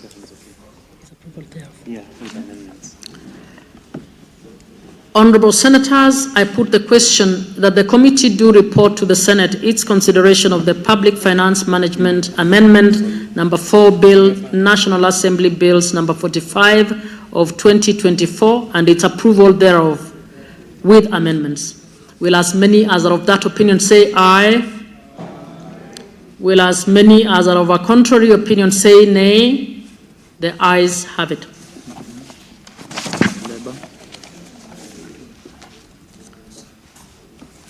We now move to the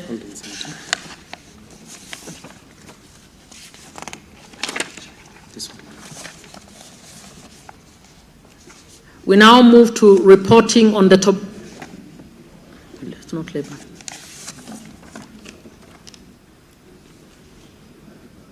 The labor. Where's the labor?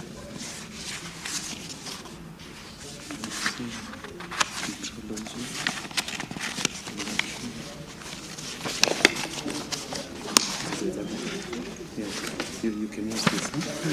You can use this.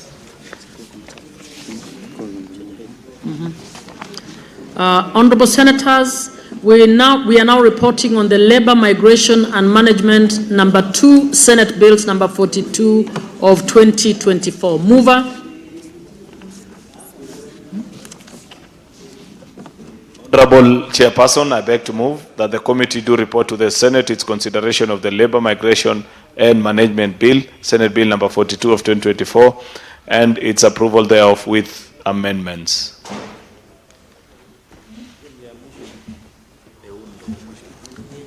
Honorable Senators, I put the question that the committee do report to the Senate its consideration of the Labor, Migration and Management number 2 Bill, Senate Bills number 42 of 2024, and its approval thereof with amendments.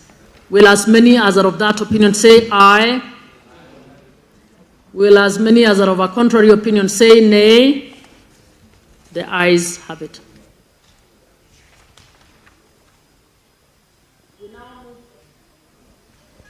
We now move to the reporting of the Tobacco Control Amendment Bill, Senate Bills number 35 of 2024. Mover. Honorable Chairperson, I beg to move.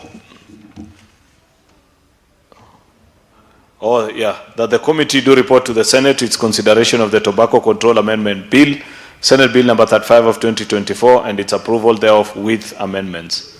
Mandiko vibaya. Naona to move that, Honorable. Honorable Senators, I put the question that the committee do report to the Senate its consideration of the Tobacco Control Amendment Bill, Senate Bills number 35 of 2024, and its approval thereof with amendments. Will as many as are of that opinion say aye? Aye. Will as many as are of a contrary opinion say nay? The ayes have it. County government. We now move to reporting of the County Government Election Laws Amendment Bill, Senate Bills number 2 of 2024. Mover.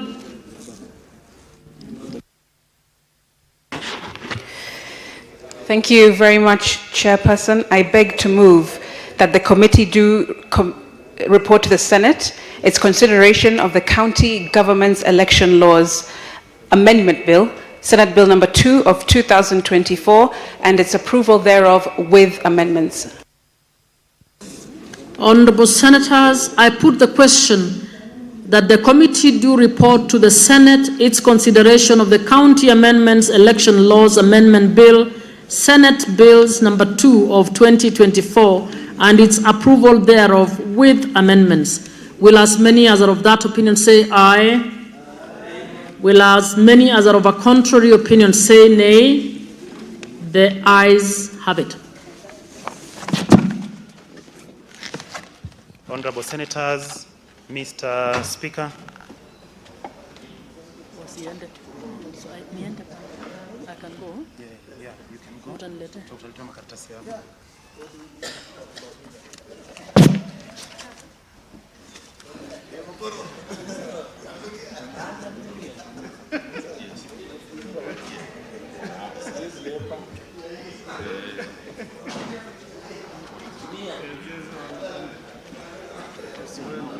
We are reporting on all these bills.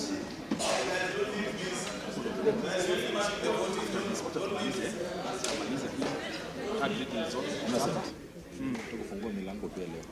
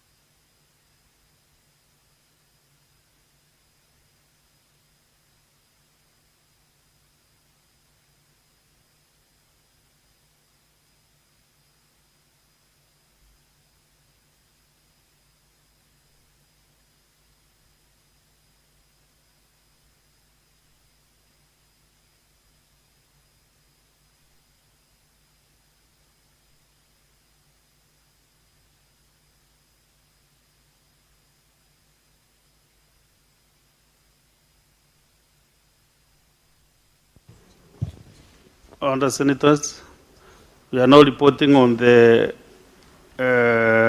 Cancer Prevention and Control Amendment Bill, National Assembly Bills number 45 of 2022. Chairperson.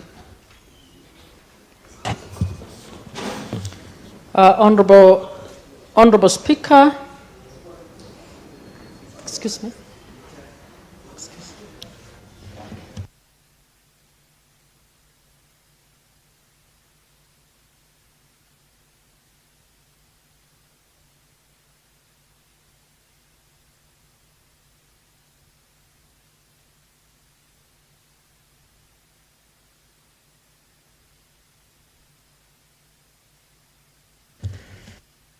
Yeah.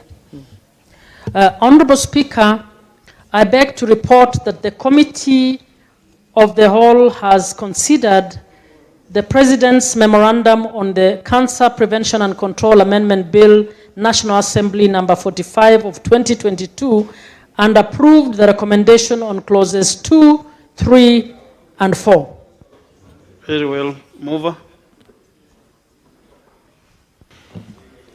Honorable Speaker, I beg to move that the House do agree with the committee in the said report. I request Senator Eddie Okech to second. Senator Eddie Okech. Senator Eddie Okech, MP. It's not CBS. Until you say CBS chair, but I second. Okay, Senator Chalgei, can you be a bit settled? Honorable Senators, I propose the question that the House do agree with the committee in the same report. I put the question that the House do agree with the committee in the same report. As many as of the similar opinion say aye. As those of the contrary opinion say nay. The ayes have it. So, Honorable Senators, we have now concluded the consideration of the President's Memorandum on the Cancer Prevention and Control Amendment Bill, National Assembly Bills number 45 of 2022, and approved the recommendations on clauses 2, 3, and 4. There will be no third reading. A message will be sent to the National Assembly on the decision of the Senate on the bill. Next. Chairperson, we are now reporting on the bill of the Committee of the Whole on the Meteorology Bill, Senate Bills number 45 of 2023. Honorable Speaker, I beg to report that the Committee of the Whole has considered the National Assembly amendments to the Meteorology Bill, Senate Bills number 45 of 2023, and its approval thereof with amendments. Mover. Honorable Speaker, I beg to move that the House do agree with the committee on the said report. I request Senator Eddie Okech to second. Senator Eddie Okech. Chair, I second. Honorable Senators, I propose the question that the House do agree with the committee in the said report. I put the question that the House do agree with the committee on the said report. As many as of the similar opinion say aye. Aye. As those of the contrary opinion say nay. The ayes have it. Therefore, Honorable Senators, we have now concluded the consideration of the National Assembly amendments to the Meteorology Bill, Senate Bills number 45 of 2023, and approved the amendments to clauses 1, 7, 12, 19, 38, 53, and the introduction of a new clause 43A. There will be no third reading. Consequently, the bill will be referred to His Excellency the President for assent. Thank you. Next is, we are reporting now on the bill by the Committee of the Whole, the Election Offences Amendment number 2 Bill, Senate Bills number 28 of 2024. Honorable Speaker, I beg to report that the Committee of the Whole has considered and rejected the National Assembly amendments to the Election Offences Amendment number 2 Bill, Senate Bills number 28 of 2024. Mover? Okay. I beg to move that the House do agree with the committee in the said report. I request Senator Eddie Okech to second. Senator Eddie Okech. Chair, I second. I propose the question that the House do agree with the committee in the same report. I put the question that the House do agree with the committee in the same report. As many as of the similar opinion say aye. As those of the contrary opinion say nay, the ayes have it. Honorable Senators, we have now concluded the consideration of the National Assembly amendments to the election offences, amendment number 2 bill, Senate Bills number 28 of 2024, and rejecting the National Assembly amendments. The bill will be referred to amendation committee.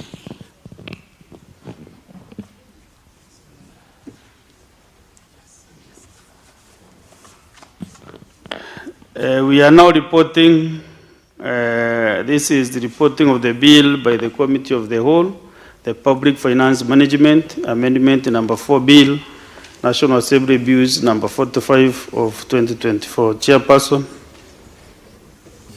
Honorable Speaker, I beg to report that the Committee of the Whole has considered the Public Finance Management Amendment number 4 Bill, National Assembly Bills number 45 of 2024, and its approval thereof with amendments. The mover. Speaker, I beg to move that the House do agree with the committee on the said report. I request the Senator for Kisumu, Professor Tom Ojienda, to second. Senator Professor Tom Ojienda. Thank you, Mr. Speaker. I second. So, Honorable Senators, I propose the question that the House do agree with the committee in the same report. I put the question that the House do agree with the committee in the same report. As many as of the similar opinion say aye. As many as of those of contrary opinion say nay. The ayes have it. Mover.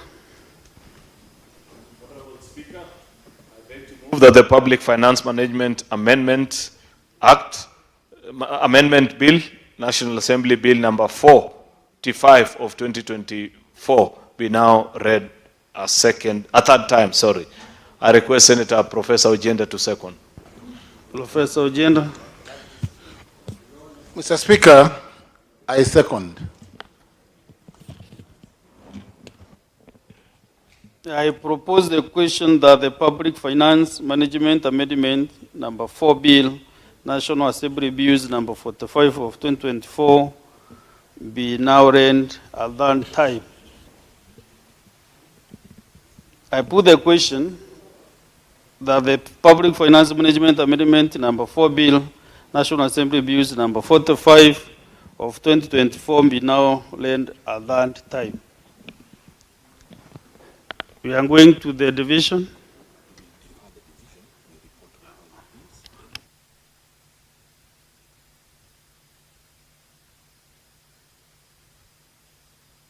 Okay. Very well, let us finish on the reporting and then we'll vote thereafter together.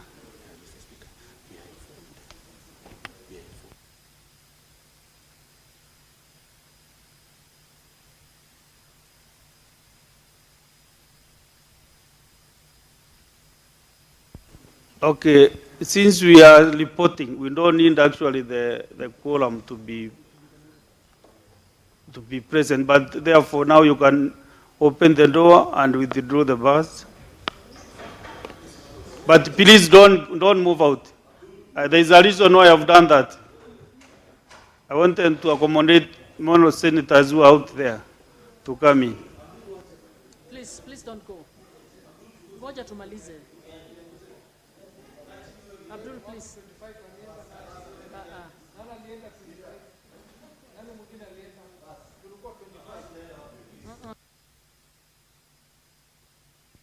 Who are the senators who are at the door?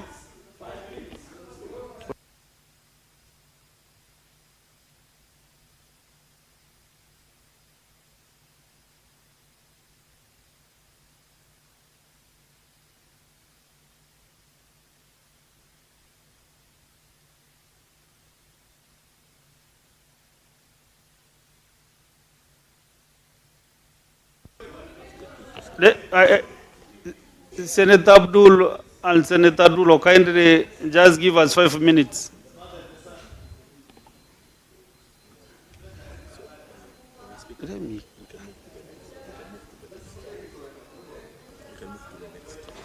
Yeah, let's report on the labor migration and management number 2, Senate Bills number 42 of 2024. Chairperson.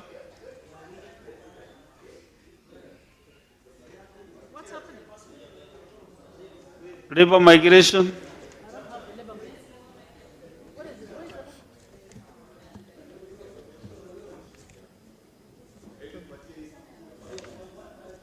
You haven't given me the labor migration one. Sawa. Honorable Speaker, I beg to report that the Committee of the Whole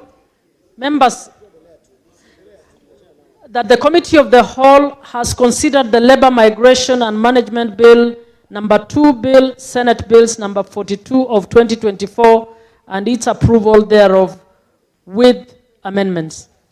Over. Honorable Speaker, I beg to move that the labor migration and apologies. Honorable Speaker, I beg to move that the House do agree with the committee on the said report.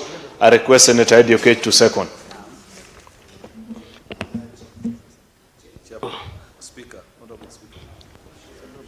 Honorable Speaker, I second.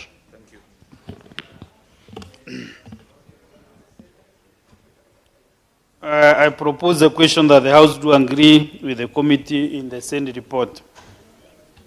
I put the question that the House do agree with the committee in the Senate report. As many as of the similar opinion say aye. Aye. As those of the contrary opinion say nay. The ayes have it. Mover. Honorable Speaker, I beg to move that the Labor Migration and Management Bill, National Senate Bill number 42 of 2024, be now read at that time. Senator Ediokech to second. Chair, Honorable Speaker, I second. I propose a question that the Labor Migration and Management number 2 Bill, Senate Bills number 42 of 2024, now will be laid at that time. I put the question that the Labor Migration and Management number 2 Bill, Senate Bills number 42 of 2024, be now laid at that time. Division at the end. Next, let's report on the Tobacco Control Amendment Bill, Senate Bills number 35 of 2024. Chairperson. Honorable Speaker, I beg to report that the Committee of the Whole has considered the Tobacco Control Amendment Bill, Senate Bills number 35 of 2024, and its approval thereof with amendments. Mover. Honorable Speaker, I beg to move that the Senate do agree with the committee in the said report. I request Senator Professor Ojenda to second. Senator Professor Tom Ojenda. I second.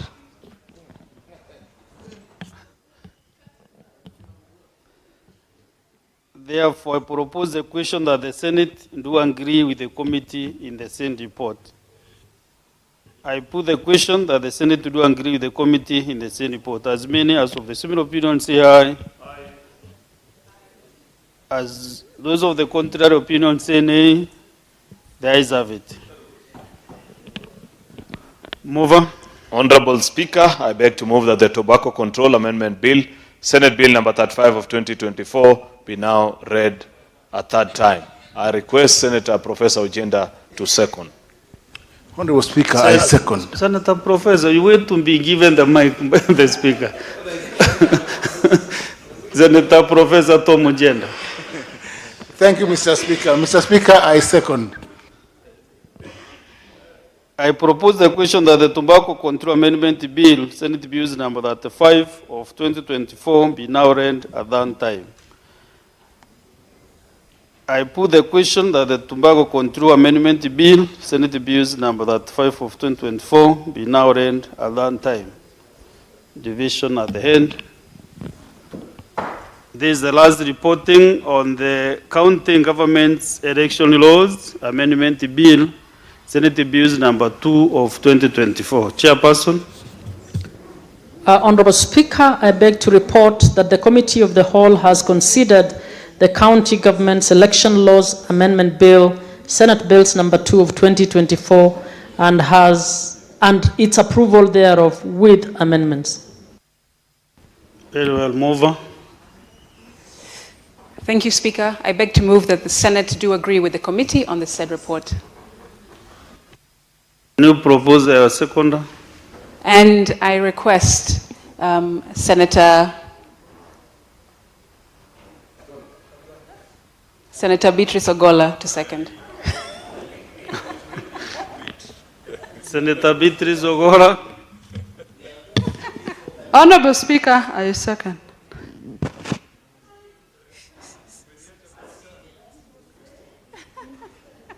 I propose the question that the House do agree with the committee in the same report. I put the question that the House do agree with the committee in the same report. As many as of similar opinion say aye. As many as of the contrary opinion say nay. The ayes have it. Mover. Honorable Speaker, I beg to move that the County Government's Election Laws Amendment Bill, Senate Bill number 2 of 2024, be now read a third time. Still, Senator Beatrice Ogola seconding? Yes. You have changed your mind? No, Senator Kajwan? No. I would like the honor to go to my colleague, Beatrice Ogola. Thank you. Okay, Senator Beatrice. Honorable Speaker, I second.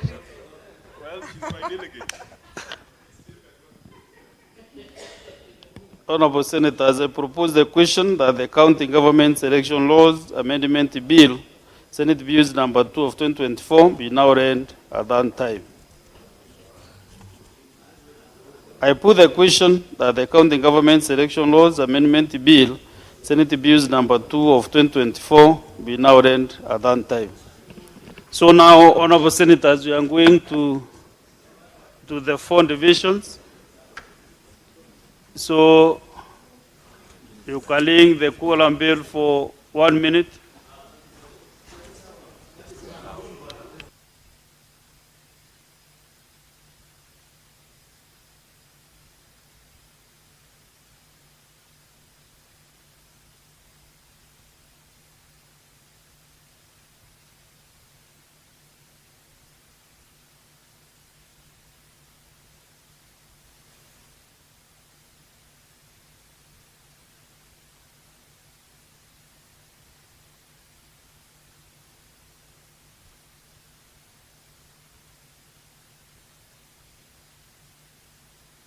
Now 1 minute is over.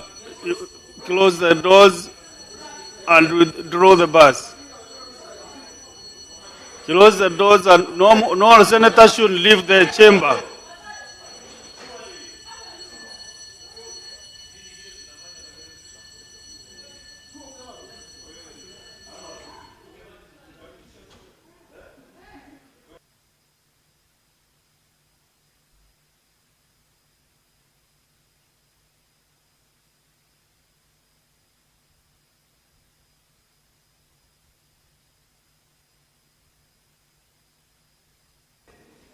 Can I confirm whether you have numbers for the division?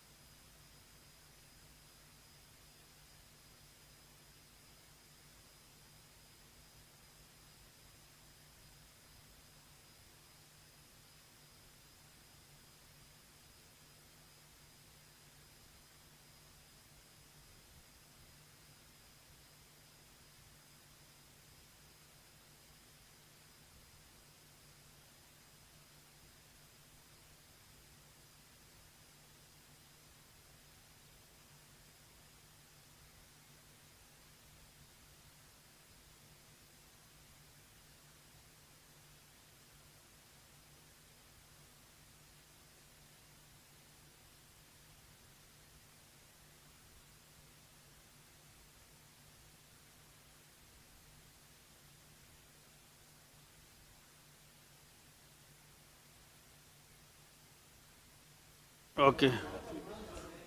let us try to get the quorum. So open the doors and withdraw the bars. Open the doors and withdraw the bars and ring the quorum bell for 3 minutes. I request honorable senators, let us just finish up this small business before us.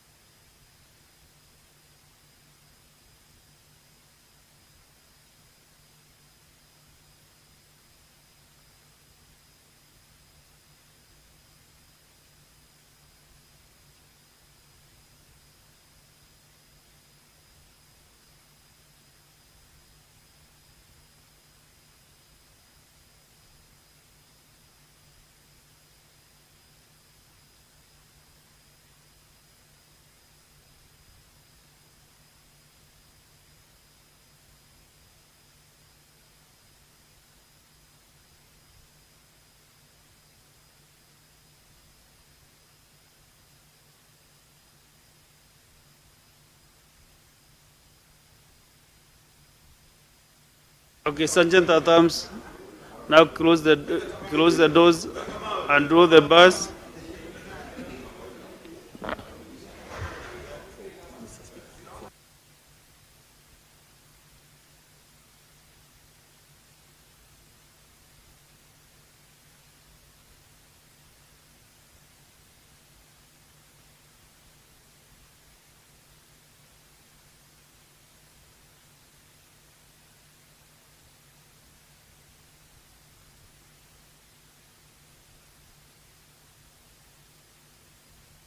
Honorable Senators, you know I can see the mood of the House is that the Senators want to go for prayers and others to do other important businesses. So therefore, I request you to be very observant because we want to vote in less than 5 minutes. One bill after the other because I already put the questions. So just be very attentive, very keen on the dashboards. Let's proceed.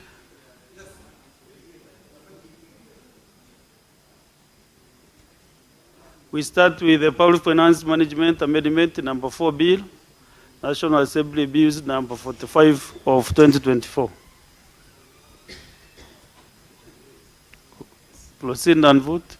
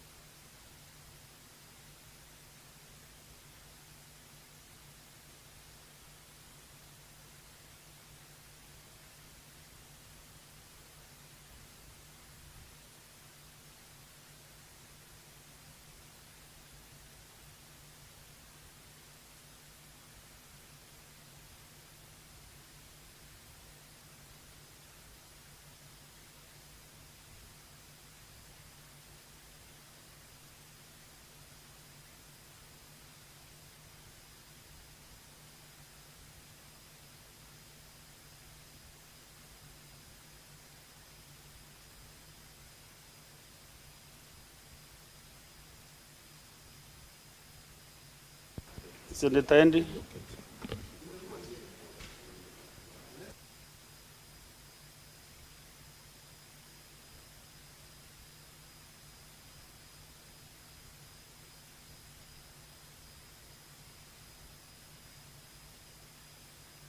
Matinga.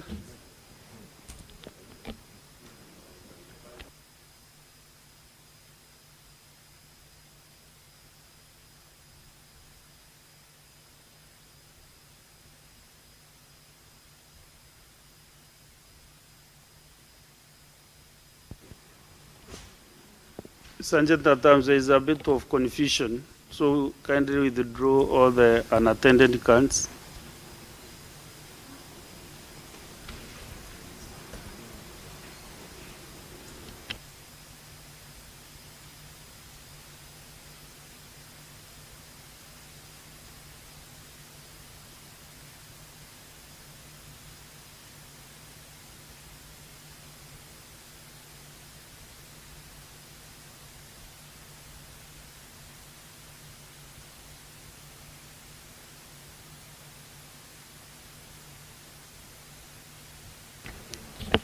Okay, Honorable Senators, now going to the division on the labor, migration, and management number 2, Senate Bills number 42 of 2024.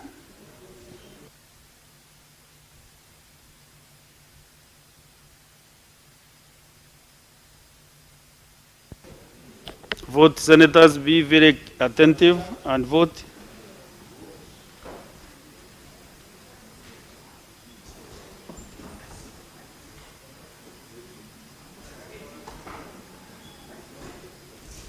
Four senators have not voted so far.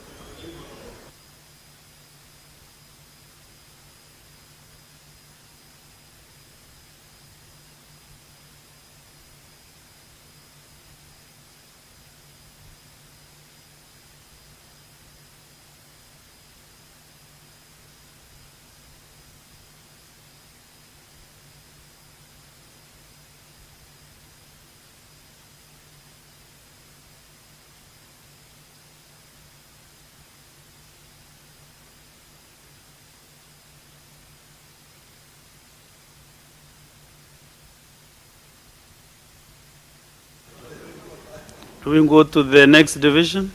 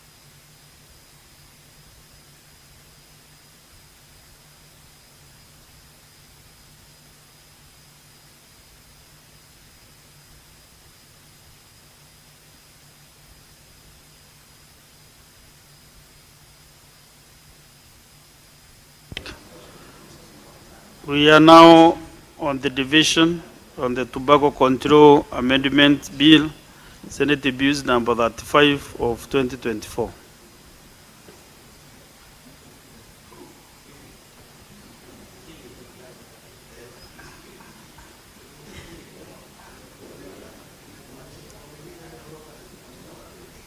Senators vote, close in and vote.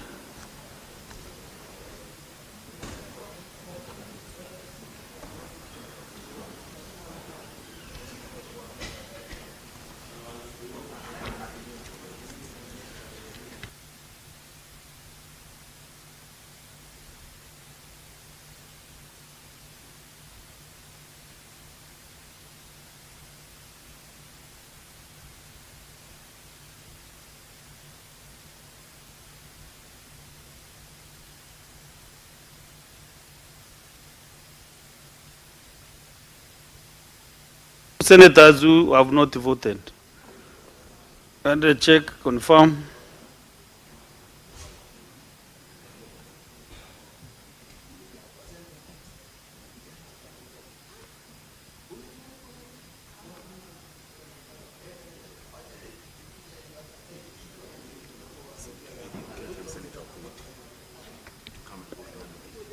Senator Omtata Okoiti, Senator Andy Okech.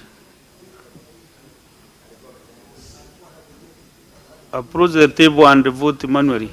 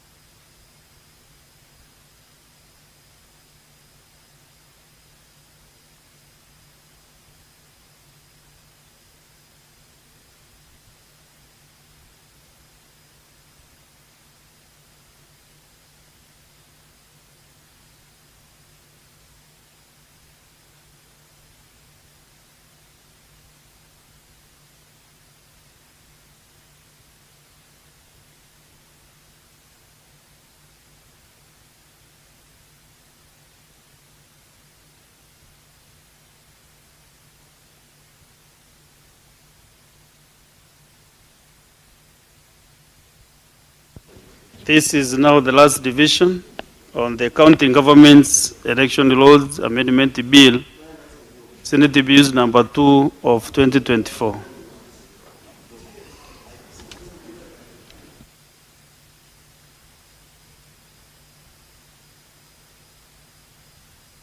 Honorable Senators, proceed and vote.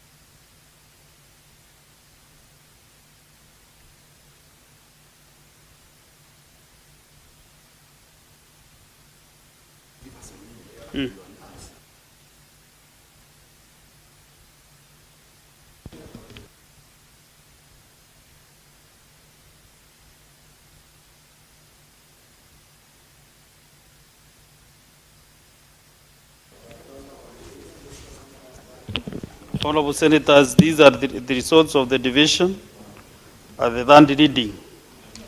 The results of the Public Finance Management Amendment Bill, Senate Bill number 4 Bill, ayes 25, nays 0, abstention 0, the ayes have it. A bill for an act of parliament to amend the Public Finance Management Act and for connected purposes.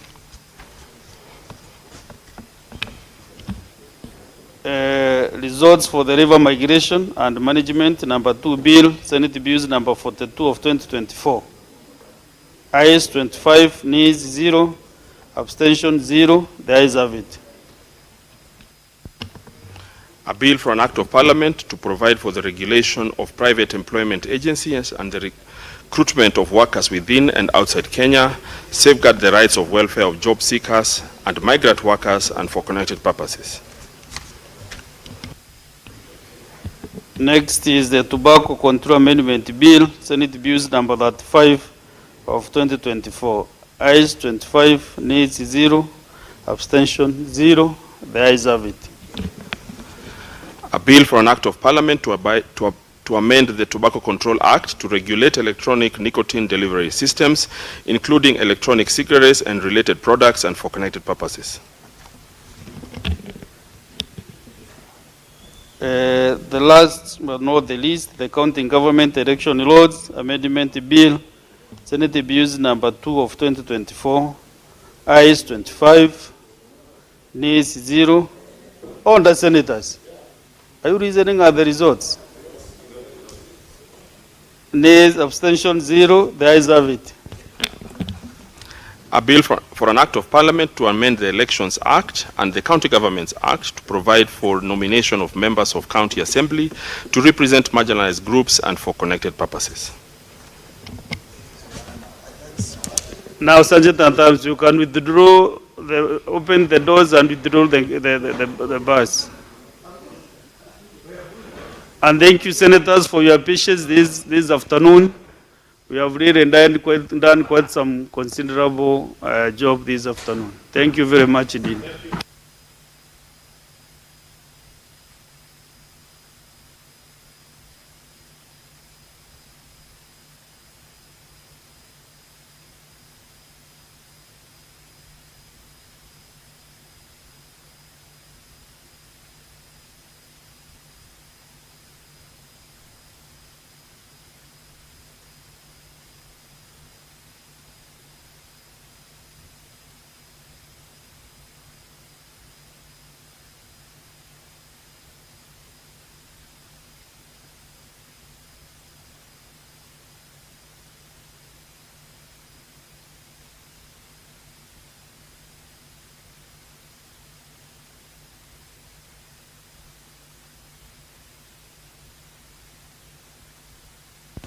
Honorable Senators, at this juncture, you know, we had some minutes to eulogize our departed brother.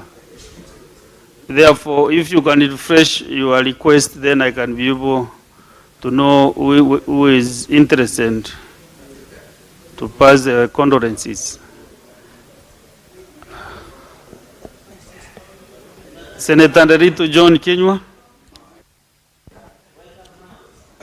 Asanti sana Bwana Spika kunipa fursa hii ya kupeana risala za rambirambi kwa niaba ya watu wa Laikipia na niaba yangu mwenyewe na kusema pole sana kwa kumpoteza kiongozi ambaye ni shujaa, mbunge wa Emuru Dikil, Johana Ngeno. Na ikumbukwe kwamba Johana Ngeno ni kiongozi ambaye aliongea fikra zake bila ya kuogopa na kusema ya kwamba yeye kile ambacho aliamini alikisema. Bwana Spika, vile vile alikuwa ni mtu ambaye aliamini utamaduni. Vile vile aliamini kuwainua wale ambao ni wanyonge waliokuwa chini. Ndiposa Bwana Spika, kila wakati nilimwona katika kusema ya kwamba wale ambao ni waimbaji alihudhuria hafla zao Bwana Spika na kuwachangia. Kwa hivyo tunamuomboleza kiongozi ambaye alikuwa na msimamo dhabiti, kiongozi ambaye alijitolea kuwainua wale walio chini. Bwana Spika, mimi namkumbuka alikuwa ni mtu ambaye ni mcheshi, mtu mwenye furaha. Kwa hivyo kwa niaba ya watu wa Laikipia, sisi tunaambia familia yake mjane pamoja na vile vile familia ya wale ambao waliokuwa nao, tunataka kusema pole sana, na tuambie ya kwamba tuna imani na tunatumaini kwa sababu yeye alituacha akiwa bado katika ile hali ya kutumikia wananchi. Kwa hivyo kwa niaba ya watu wa Laikipia tunasema pole na tunamtakia apate awekwe ambapo kuna kolazwa watu wale wema na vile vile wale waliokuwa naye. Asante Bwana Spika kwa kunipa fursa hii.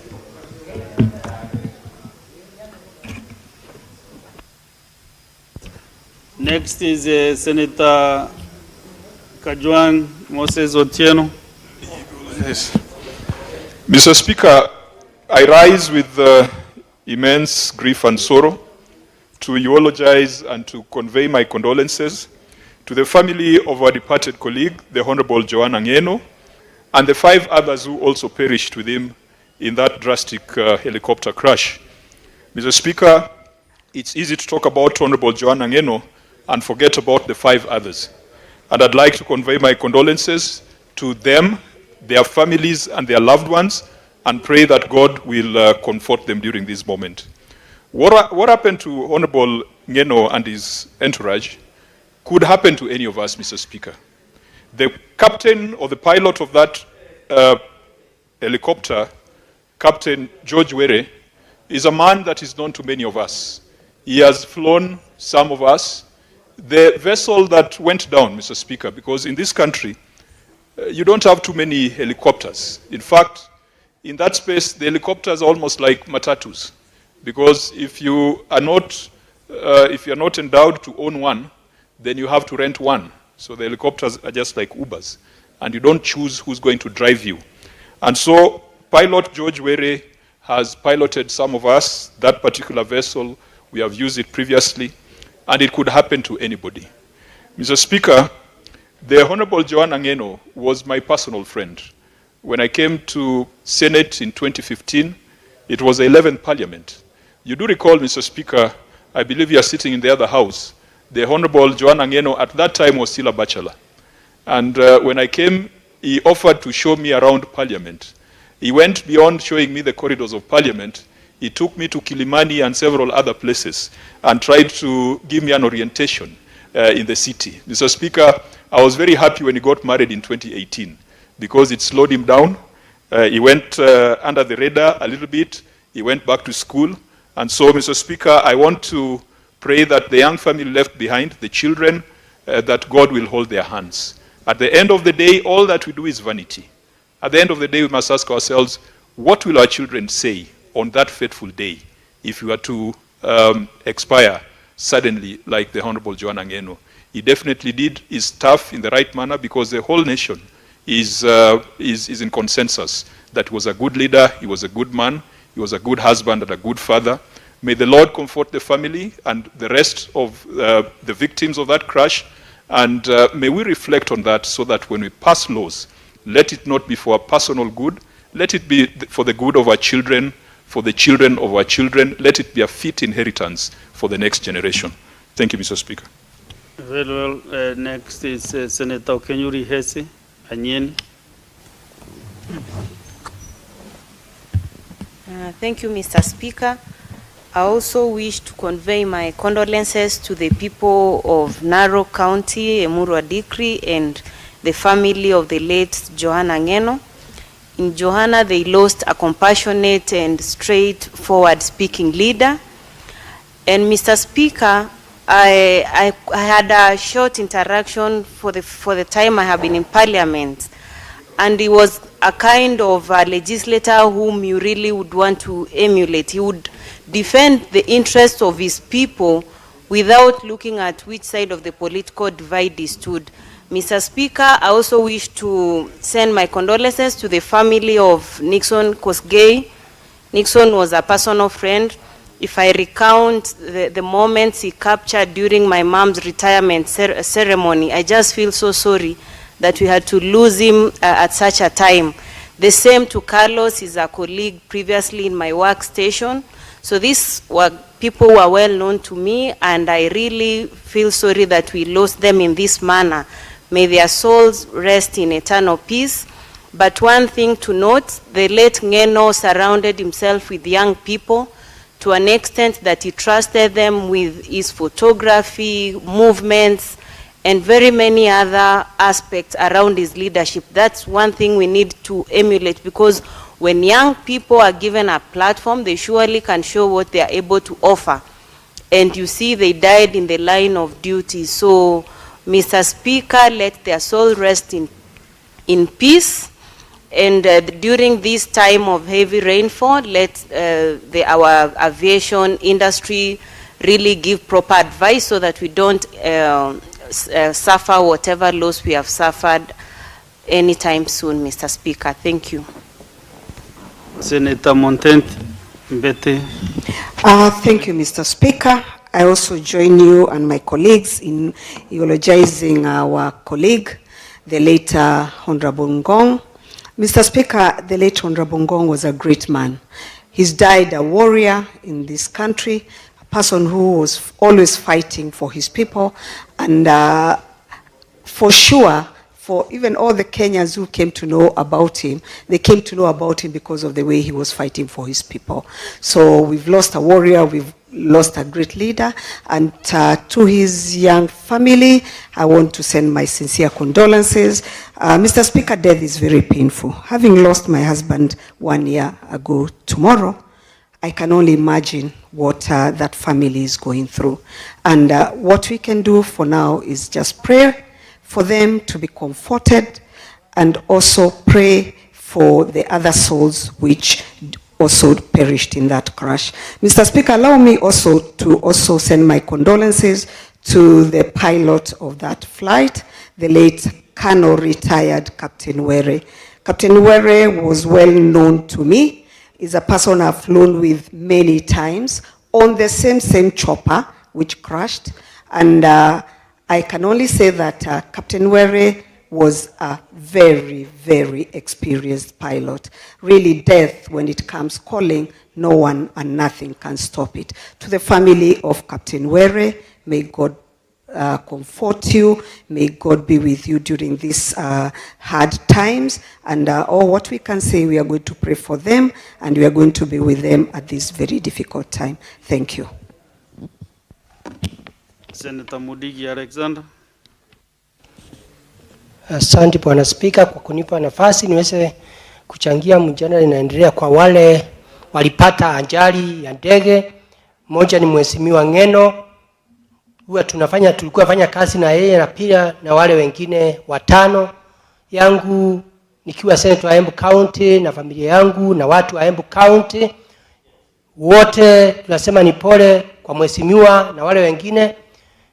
Kifo, hakuna mtu anaweza simamisha kifo, kwa sababu Mungu mwenyewe ndiye alitulete. Kwa hivyo wale wameondoka, tuwe na roho safi, waweze kwenda salama, kwa sababu tunajua katika Biblia ni sisi tutawakuta. Lakini ningesema saa nyingine mambo ya ajali hatuwezi uliza swali, lakini ningeomba waendeshaji wa pikipiki ama wa gari ama wa ndege, wakati kunafaa kuwe saa nyingine mtu hawa akiangalia hewa iko namna gani, ndio hawa waendeshaji wa ndege ndio tusiwe napata mambo kama hiyo imetokea. Ama kama wale wanaangalia mambo ya hitilafu ya ndege, wao wakiangalia, na pia ndio tusiweze kupata mambo kama hii tena. Kwa hiyo mimi ikiwa Central Embu County nasema ni pole, na nyinyi familia muweze kukaa vizuri, na pia mnajua vile baba yenu na ule mwingine walikuwa wanataka kukaa, mkae na amani, na tunajua siku moja tutakuta wale. Kwa hiyo nikiwa Central Embu County, Alexander Munyi Modigi, nalete rambirambi zangu pamoja na watu wa Embu County Pole sana, Madam Speaker. Senator Methu. Thank you very much, Madam Speaker, for giving me an opportunity to pass my condolences to the family of the Honorable Johana Ngeno and the 5 other passengers that unfortunately perished in that plane crash. It has always been said that you live only once, but if you do it right, one is enough. And I think Honorable Ngeno fits that particular bill. He's a man who has lived once and lived it right. Speaker, hearing the tributes that have come from his constituents, from his community, from his family, and the people around him, and those of us who are his colleagues, Madam Speaker, it tells you that Honorable Ngeno was a great man. Madam Speaker, without belaboring what has been said by most of our colleagues about Honorable Ngeno, the one thing that I would want to point out about him is that he wore the crown of where he comes from with a lot of pride, Madam Speaker. We have been made to always believe and think that once we embrace our culture, once we embrace our traditions, we are tribal and we are fanning ethnicity, Madam Speaker. But Honorable Ngeno was one such a leader who was always very proud to be associated with the Kipsigis culture, the Kipsigis people. You saw that there was one cultural event that he used to sponsor, I think, annually, using his own money, Madam Speaker, so that he can keep growing their culture, so that he can keep growing the things that they believe in as a community, Madam Speaker. I also send my condolences to the families, the 5 families of the people who perished in that particular plane crash, Madam Speaker. I would also want to commit his very young family, Madam Speaker, to God, because it is such a difficult time, Madam Speaker. Even as the constituents have lost their leader, we have 2 young people who have lost their father. We have a young lady who has lost her husband, Madam Speaker. And I think the only person who can comfort them enough is God. So we offer our prayers, we offer our condolences, and we ask that the soul of our colleague rest in eternal peace. Senator Professor Margaret Kamara. Thank you, Madam Speaker, for giving me the opportunity to join my colleagues in eulogizing a very brave leader in Honorable Ngeno. Madam Speaker, I would like to pass my deepest condolences to the family of Honorable Ngeno and to the families of all those who perished with him, the pilot and the team that was Ngeno's team. It's a very sad time for us as Parliament because we lost a very dynamic young man at a time when he was growing politically. We have lost as a country, but we know the pain of the family is more than that. I want to pray, to pass my prayers to the families that God may comfort all of them. I got to know Ngeno just a little bit, Madam Speaker, when he surprised me one day and said, I am at the gate of your farm. And I said, Ngeno, I am not even in the farm. What are you up to? Come visiting me without telling me. Then he says, Madam, I'm not visiting you, I'm visiting your cows. So I said, visiting my cows? He said, yes, just tell somebody to open the gate so that I go and visit your cows, because that's what I want. So I called and I said, can you allow the Honorable Ngeno to go and visit the cows he wants to visit? So he went to my dairy farm. Half an hour later, he calls me and he said, there is a cow I will not leave. I said, which one? He said, I have found one cow here, which I really like, and you can give me the price, but I'm going with it.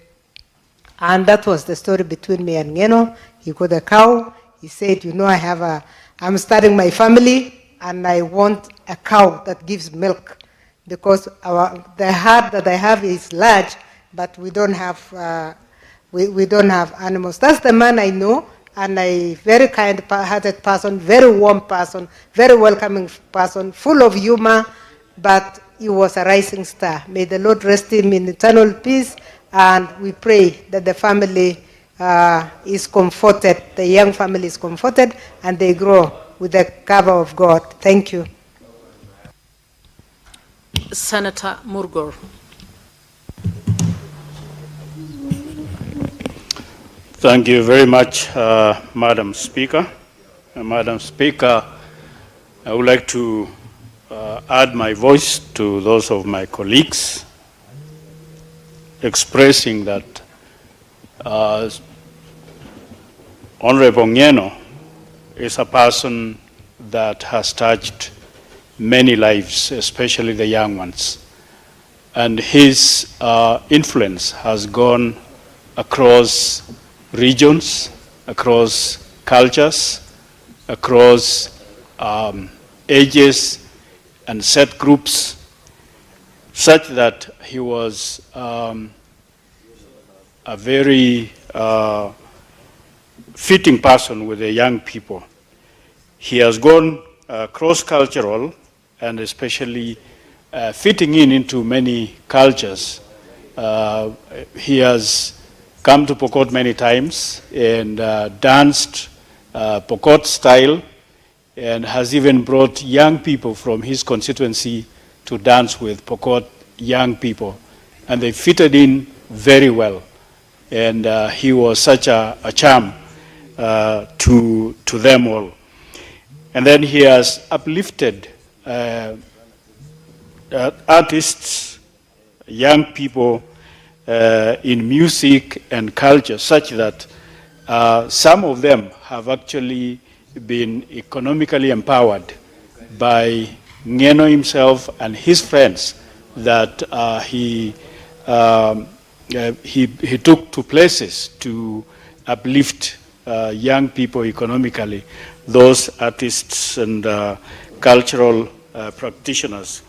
And then he has also helped those that needed school fees and so on, so that they can remain in schools and in colleges.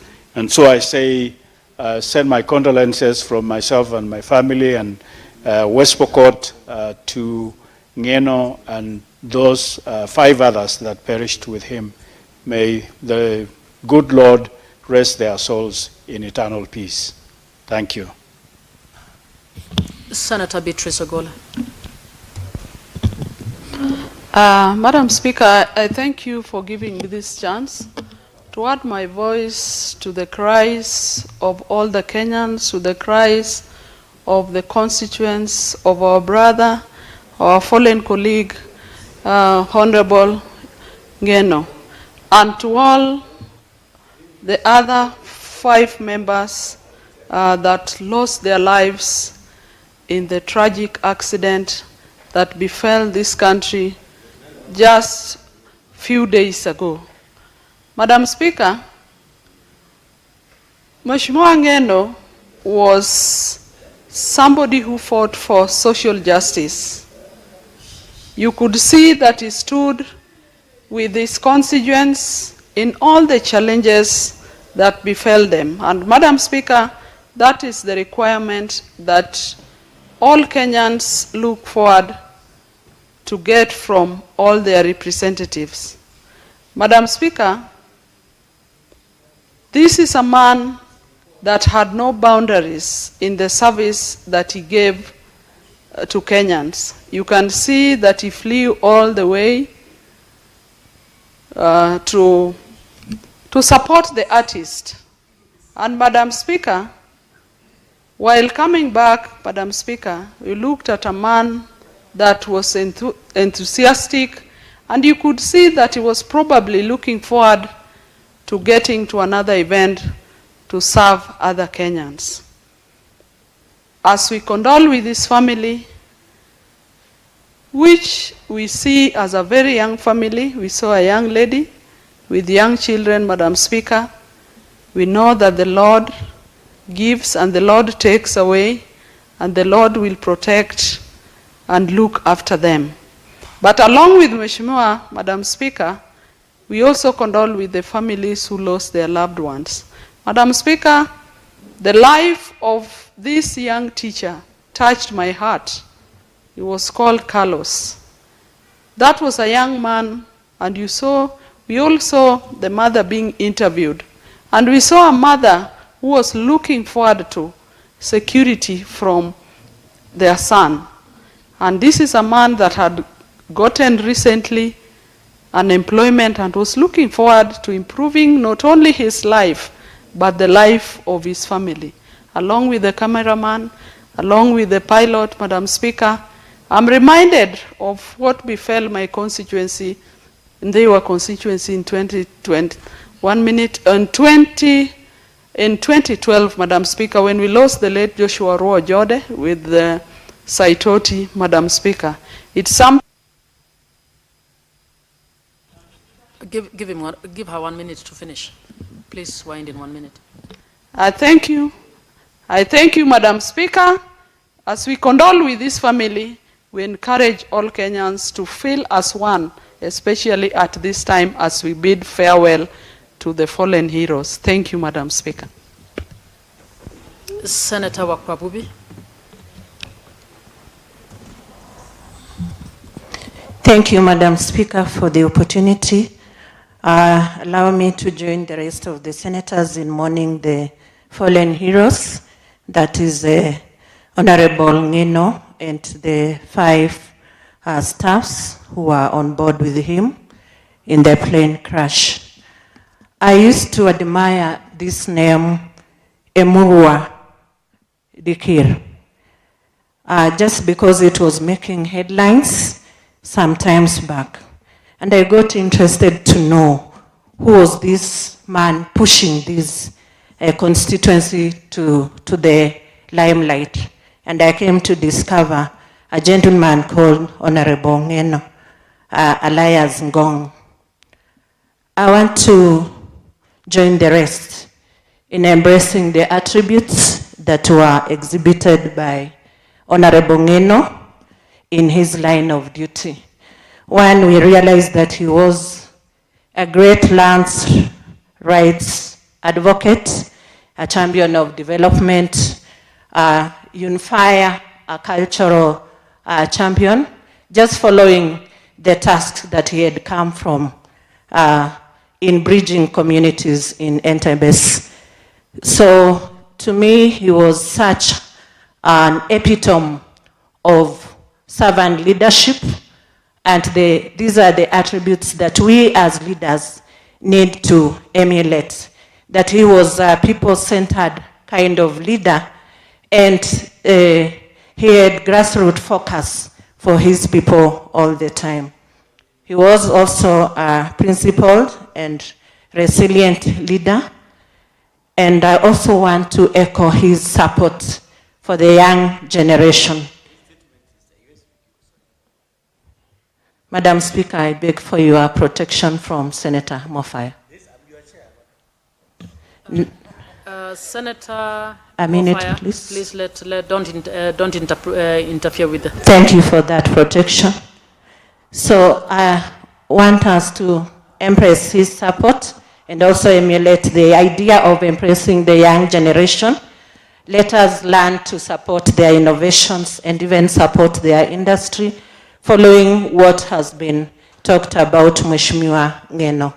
To the young widow, I want to assure her that let her lift her eyes upon the Lord. A minute, I finish? Okay, thank you, Madam Speaker. That let her lift her eyes upon the Lord, for he cares. Our Lord is omnipresent to the widows and to the orphans. I know widowhood is not a bed of roses, but she will manage. So I join the rest, and I pray that may perpetual light shine upon Honorable Ngeno's soul and the rest of the 5 members who perished in the crash. May God grant us solace and fortitude. Thank you, Madam Speaker, for the opportunity. Senator Wakoli. Asante sana Mheshimiwa Spika kwa nafasi hii.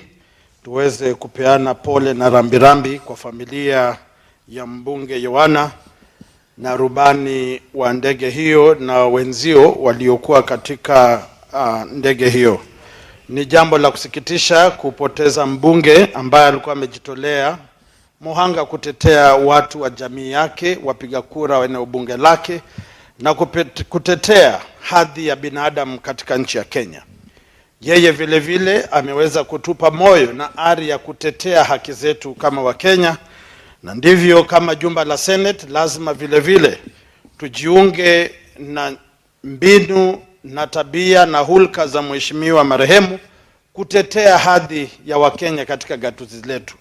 Mheshimiwa Spika, namhurumia mkewe na watoto, nahurumia jamii hiyo, kwa sababu tuliona jinsi alivyokuwa nakabiliana na nyenzo za kisalama za nchi hii kutetea wasiokuwa na silaha. Mheshimiwa Spika, naomba tu Mungu awape nguvu na uwezo wapiga kura wa eneo hilo, kwamba watapata kiongozi ambaye ataweza kuvaa viatu hivyo na kuendelea kupigania mashamba yao, misitu yao, heshima yao, kazi zao katika nchi ya Kenya.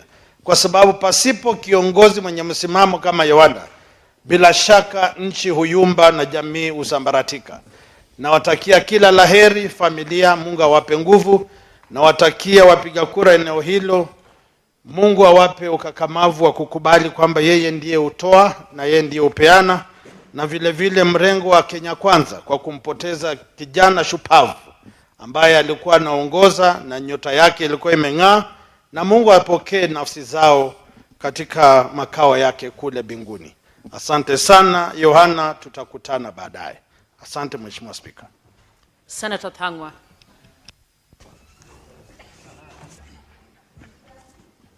Thank you, Madam Speaker, for also this opportunity so that I can also give my condolences to the family of the late Johana Ngeno. Madam Speaker, the death of Johana Ngeno is a tragic loss to the nation, and especially to the people of Emuru Adikir constituency and also the Kipsigis community, Madam Speaker. Madam Speaker, I interacted closely with Mheshimiwa Ngeno because he was my counterpart at the National Assembly on the matters committees, because he was the chair housing, and at one time I was also a chair housing, Madam Speaker. And we could interact, and especially when the budget making process was being done, and I can tell he was a man who was supporting the ideas of the Senate when it comes to fighting for the counties. And anything that affected counties, we could agree in most cases, Madam Speaker. Madam Speaker, it is a sad moment for all of us. And this I can relate to one occasion where I went to a funeral in Western Kenya some years back, Madam Speaker. And I was seated to somebody who was mourning and crying. And he could cry and say, "Why did you take Wanyonyi? Why did you take Wanyonyi? Why did you take Wanyonyi? Why didn't you take this one?" And he pointed at my friend, Madam Speaker. I think at this particular time, I can actually say, "Why did you take Ngeno? Why did you take Ngeno? Why did you take Ngeno? Why didn't you take this one?" I don't know which one, Madam Speaker, but why Ngeno? Because he is one of the people that we emulated when we were running for this public office, Madam Speaker. The way he was fighting for his people when land grabbers would come and try to take their land, he would stand by his people. And that's what we learned, and that's what we do even today in our counties. Whenever somebody tries to touch land that belongs to the community, we stand because we could see someone who was fighting for his people. Madam Speaker, he'll be remembered. And there was a clip of him saying that if he died, he would be remembered for the next 200 years. Madam Speaker, for an MP who was there for 3 consecutive terms, Madam Speaker, it tells you that his people loved him, his people loved his leadership, and they wanted him to be there because they knew they had a fighter who will never allow anybody to take a piece of their land, a piece of their community, or a piece of their share of whatever, Mr. Speaker, the people are fighting for or would.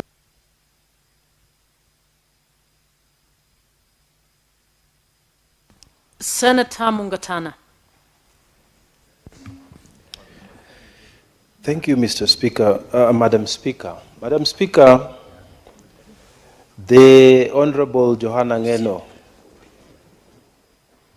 was a friend, and he, many times we would meet around this precincts of Parliament for different reasons. But maybe the most memorable occasion was when the late Ngeno came to Tana River County as the chair for housing and lands when we were doing the processes of public participation for the affordable housing laws that we were passing. And Mr. Speaker, Madam Speaker, when we finished the processes, I invited him to come and see the crocodiles at the Great River Tana. And I saw the funny bit of the Honorable Ngeno, because as brave as he was, as a strong man as he was, when we went near the river, we told him, let us now get into the canoes. He said he would never enter the river. We told him, no, it is safe, but he refused, he completely refused. And at the end of it, we had a great time. He didn't participate in crocodile eating, but I can tell you, we had a great time, and his visit was memorable to the people of Tana River. And we thank him because we were able to identify the sites for the construction of the affordable housing. He was able to take our views, and we supported the affordable housing processes until the laws became a reality. I want to say this, Madam Speaker, to the people of Emurua Dikir, may God give you the heart of comfort during this difficult time. To his family, Madam Speaker, I pray for the young children that he left behind, the wife who has really not stayed for him for long, because less than 10 years is not really an old marriage. We want to ask God to comfort them, and the rest of Kenyans, may God rest his soul in eternal peace. Thank you, Madam Speaker. Senator Mofaya. Thank you, Madam Speaker. Madam Speaker, let me join my colleagues in mourning our departed brother, my brother Ngeno. I have had some very minimal interactions with Ngeno, but I admired his spirit. Madam Speaker, Honorable Ngeno served with passion and dedication. He actually lived behold his constituency.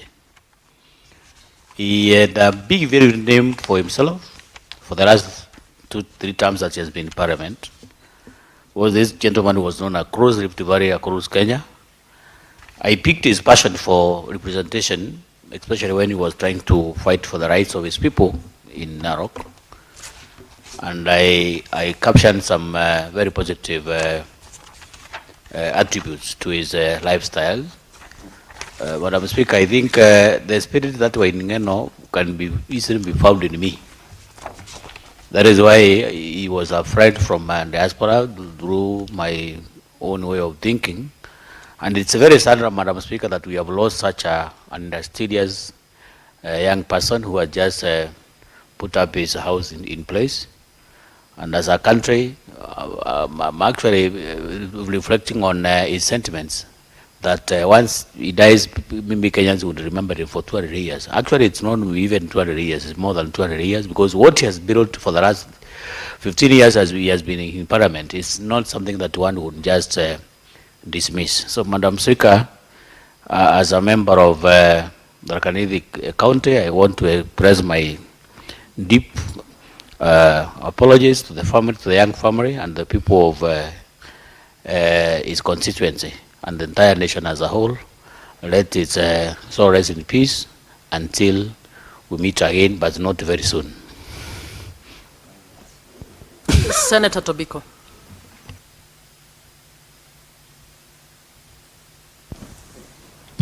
Thank you, Madam Speaker.